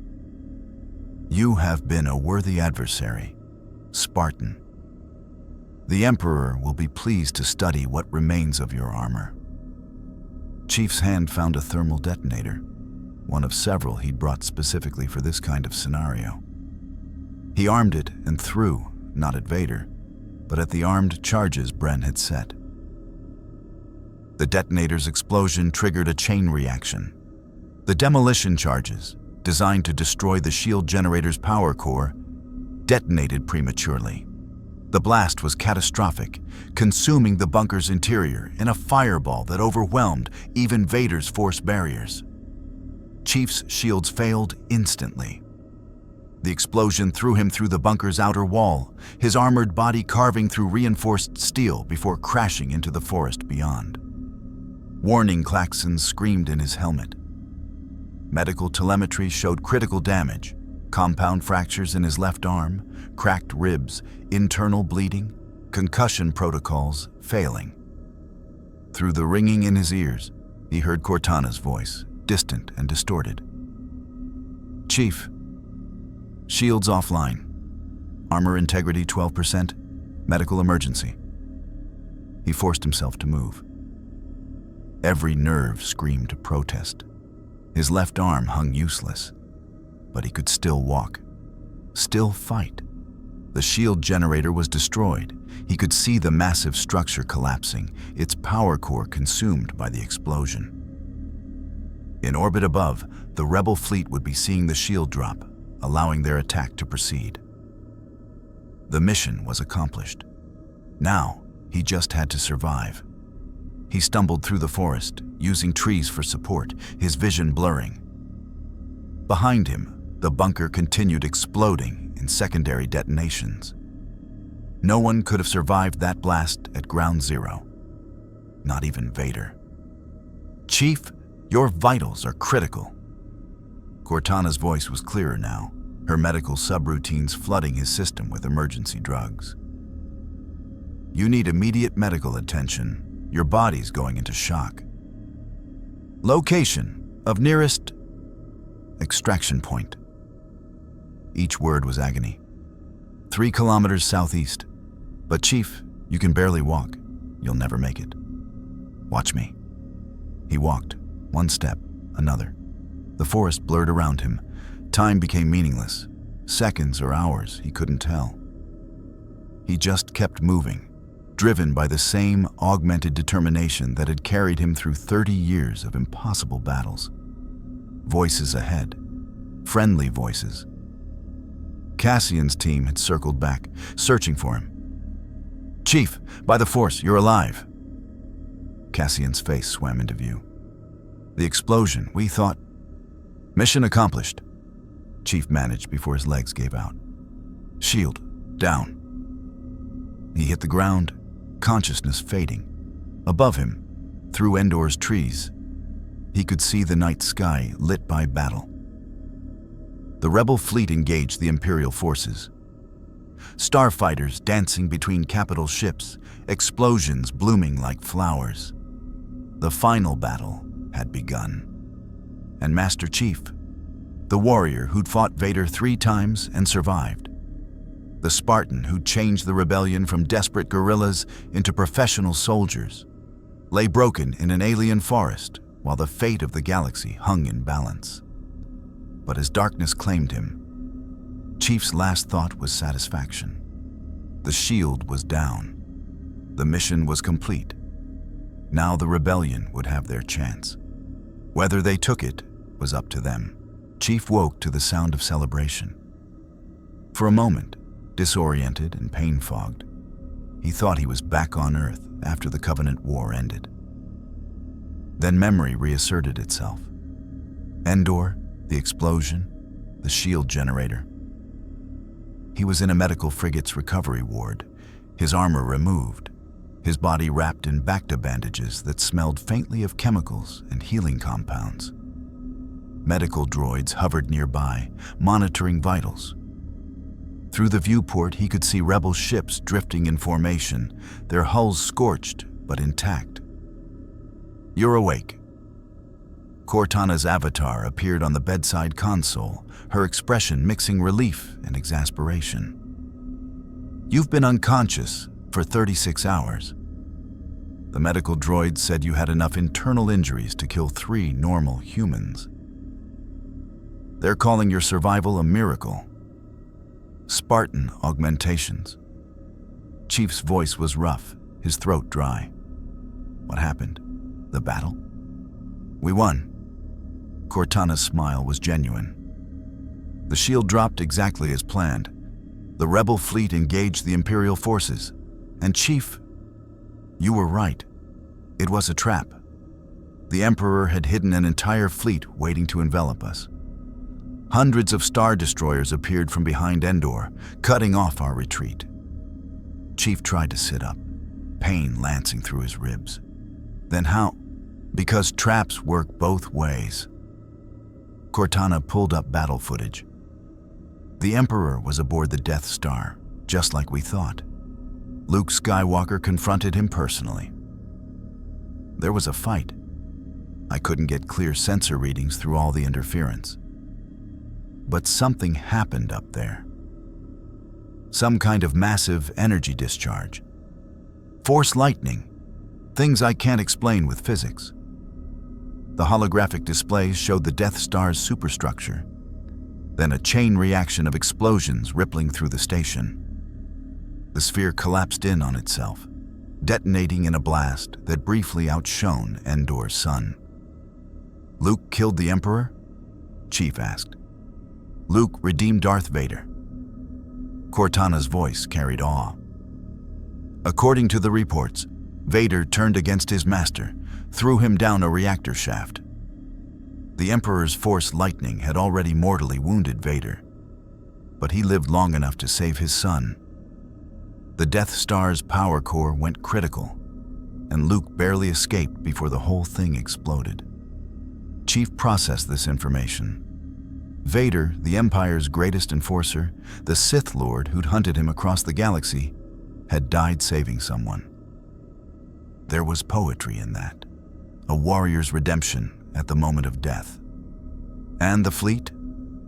Without the Emperor's tactical coordination, the Imperial fleet fell into chaos. Ship captains started countermanding orders. Some tried to retreat, others fought to the death. Admiral Akbar exploited the confusion brilliantly. He's learned from your teachings. The rebel fleet broke through the encirclement and destroyed approximately 40% of the Imperial forces before the rest scattered. Cortana's expression turned serious. We lost ships. Good people died. But we won decisively. The Empire's leadership is decapitated, their superweapon destroyed, their fleet broken. Chief, let this sink in. The war wasn't over. The Empire still controlled vast territories and had enormous military assets. But its mystique of invincibility was shattered. Casualties? Heavy but sustainable. Captain Baron and the Liberator survived. He distinguished himself in the battle, holding the line when several rebel capital ships were pinned. The crew you trained performed exceptionally. Cassian, Crix, and Bren all made it back safely. She paused. They're calling you a hero, the Spartan who made the impossible possible. I just did my job. Your job was consuming an empire piece by piece. I'd say you succeeded. Over the following days, as Chief recovered and the Rebel Alliance, now calling itself the New Republic, began the monumental task of transitioning from guerrilla force to legitimate government. He watched the galaxy transform. Imperial governors surrendered or were overthrown. Star destroyers defected or fled to the unknown regions. Systems that had lived under tyranny for decades tasted freedom for the first time. Mon Mothma visited him in the medical bay 1 week after Endor, her face showing relief and exhaustion in equal measure. Master Chief, the medical droids say you'll make a full recovery, though they're baffled by your physiology. Spartan augmentations aren't easy to explain. No, I imagine not. She settled into a chair beside his bed. I wanted to thank you personally. When you arrived in our galaxy, it feels like years ago now, though it's been less than 12 months. We were desperate, scattered, losing hope. You taught us to fight intelligently, to think strategically, to believe we could actually win. Her voice strengthened. You changed this rebellion from a symbol into a force. Without you, I'm not sure we'd have survived to see this victory. I didn't fight alone. Your people had the courage and determination. I just gave them tactics and training. You gave them yourself, Mon Mothma corrected. Every battle where you stood on the line, every mission where you risked your life for soldiers you barely knew, every time you fought impossible odds, that taught them more than any tactical manual ever could. You showed them what a true warrior looks like. Chief was uncomfortable with the praise. What happens now? Now we rebuild, form a legitimate government, establish rule of law, reintegrate Imperial territories that want to join peacefully. Mon Mothma's expression grew contemplative. It will take years, perhaps decades. The galaxy doesn't heal from tyranny overnight. But we have a chance now. A real chance to create something better. And the Imperial remnants? They're fragmenting. Without the Emperor's force presence and Vader's enforcement, the command structure is collapsing. Some governors are negotiating surrender. Others are declaring themselves warlords and carving out their own territories. We'll be dealing with Imperial remnants for years. She met his eyes. Which brings me to a question. What will you do now, Master Chief? The war you came to fight is largely won. You could stay, help us with the rebuilding. The New Republic could use someone with your experience. Chief had been thinking about this question since waking. He looked out the viewport at the stars. Unfamiliar constellations in a galaxy not his own. I need to find a way home. My galaxy, my people, they're fighting their own wars. The Covenant, the Flood, humanity's survival. I've been gone too long. I understand. Mon Mothma's voice carried genuine regret. But know that you'll always have a place here. You're not just a soldier who helped us. You're part of our history now. A Spartan who changed everything." She left him with that thought. Over the following weeks, as his body healed with the accelerated efficiency of Spartan physiology, Chief worked with Cortana and captured Imperial scientists to understand the dimensional breach that had brought him here. The Forerunner artifact that had torn him from his universe had been destroyed in the transit, but its principles were theoretically reproducible. It would require enormous energy, one scientist explained nervously, surrounded by rebel guards who didn't entirely trust former Imperial personnel. The kind of power output you'd find in a planetary reactor or, well, a Death Star reactor core. "Which we just destroyed," Cortana observed dryly. "But there are other options." The scientist pulled up schematics. Hyperspace technology manipulates space-time in ways superficially similar to your dimensional breach. With the right modifications and enough power, we might be able to create a stable portal. It would be one way, probably unstable, and there's no guarantee you'd arrive where you intended. But it's possible. Chief studied the schematics with growing hope. In theory, but the power requirements are still enormous, and the calculations are beyond anything I can do alone. "Leave the calculations to me," Cortana said confidently. "I'll need access to every Imperial database on hyperspace technology, dimensional physics, and exotic energy manipulation. And I'll need time." Time was something they had now. The New Republic was forming, and they needed Chief's expertise for one more task, training a new generation of Special Forces operators who could hunt Imperial remnants and protect the fledgling democracy. Chief agreed, spending 6 months on a training facility on Chandrila, creating the foundation for what would become the New Republic Special Forces. He taught them everything he'd learned over 30 years of warfare: infiltration, exfiltration, tactical analysis, marksmanship, hand-to-hand combat, survival skills, and most importantly, the mindset of a professional soldier. Not a zealot or a desperate guerrilla, but a warrior who understood that victory came through preparation, discipline, and the willingness to make hard choices. Cassian was his second in command, helping translate Spartan doctrine into something the New Republic's varied species could implement. Crix became the lead instructor for technical infiltration. Bren taught demolitions and breaching. Together, they built an organization that would protect the New Republic for decades to come. During this time, Chief also met Luke Skywalker properly. The farm boy turned Jedi Knight who'd redeemed Darth Vader and killed the Emperor. Luke was young, idealistic, and carried the weight of destiny on his shoulders in a way Chief recognized. "You fought my father 3 times, Luke said during one of their conversations. What was he like? Chief considered his words carefully. Powerful, skilled, driven by something beyond just loyalty to the Empire. In our final encounter, when I triggered the explosion, I think part of him wanted to die. He was tired, trapped in that armor, serving a master he might have hated. Your redemption of him gave his death meaning. I wish I could have known him before he became Vader," Luke said quietly, "before the dark side consumed him."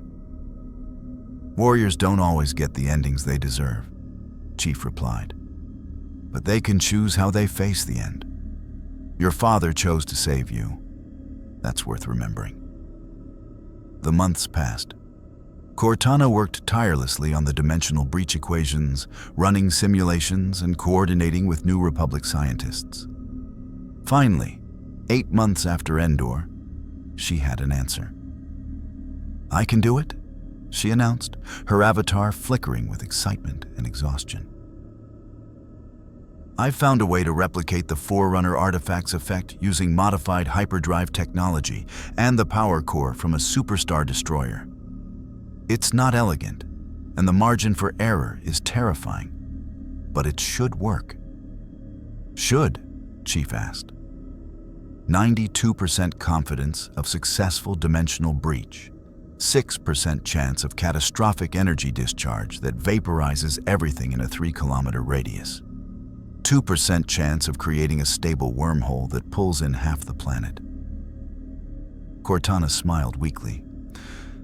So, pretty good odds by Spartan mission standards. They constructed the device on an uninhabited moon in the Outer Rim, using salvaged Imperial technology and New Republic resources. The final assembly took 2 months, with Cortana overseeing every detail while Chief conducted final training exercises with his New Republic Special Forces. The day of the breach attempt, half the New Republic leadership came to witness it.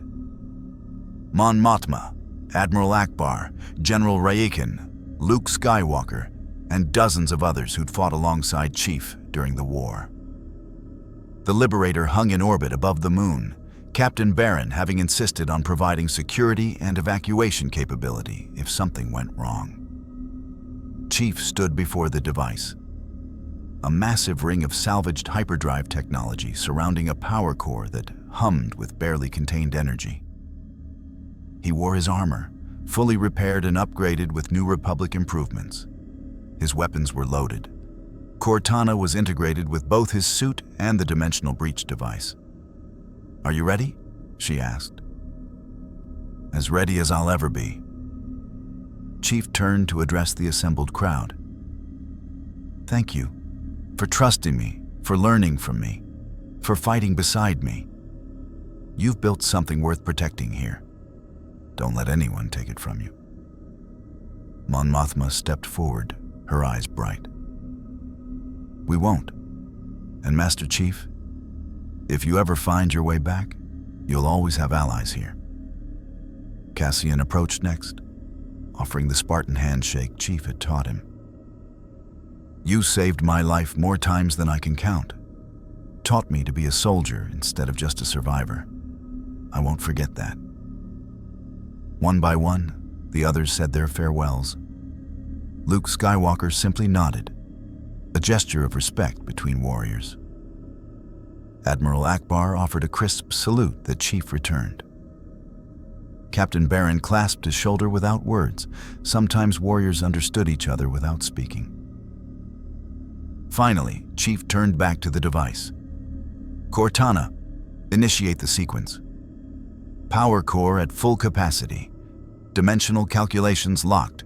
Opening breach in 3, 2, 1. The ring erupted with energy, a swirling vortex of blue-white light that tore at the fabric of space-time itself. Chief could see through it, glimpses of elsewhere. Stars he didn't recognize, the curved hull of what might have been a UNSC frigate, the familiar geometry of slip space. Home. "The breach is stable but degrading," Cortana reported. "We have maybe 30 seconds before it collapses. Chief, we need to go now." Chief stepped toward the portal, then paused. He looked back one final time at the galaxy he'd helped save, a place where he'd fought impossible battles, forged unexpected alliances, and proved that even the mightiest empire could be consumed by determination and tactical brilliance. "May the Force be with you," he said quietly, then stepped through. The dimensional breach collapsed behind him with a thunderclap that echoed across the moon.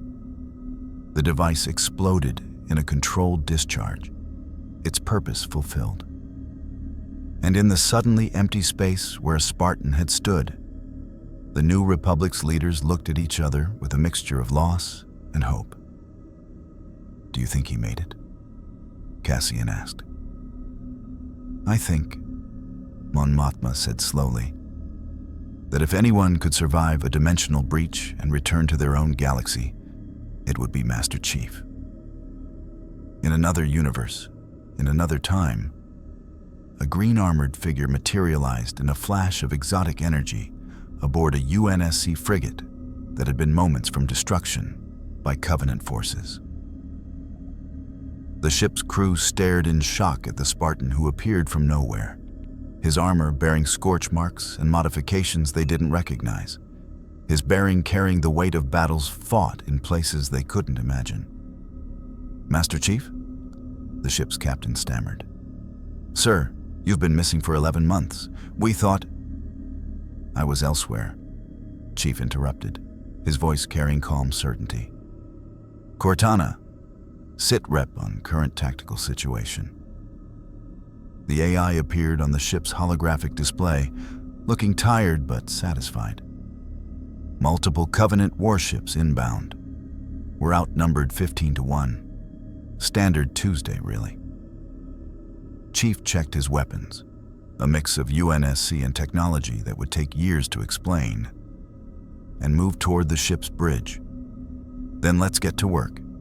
I've consumed one Empire. I can handle a few Covenant ships."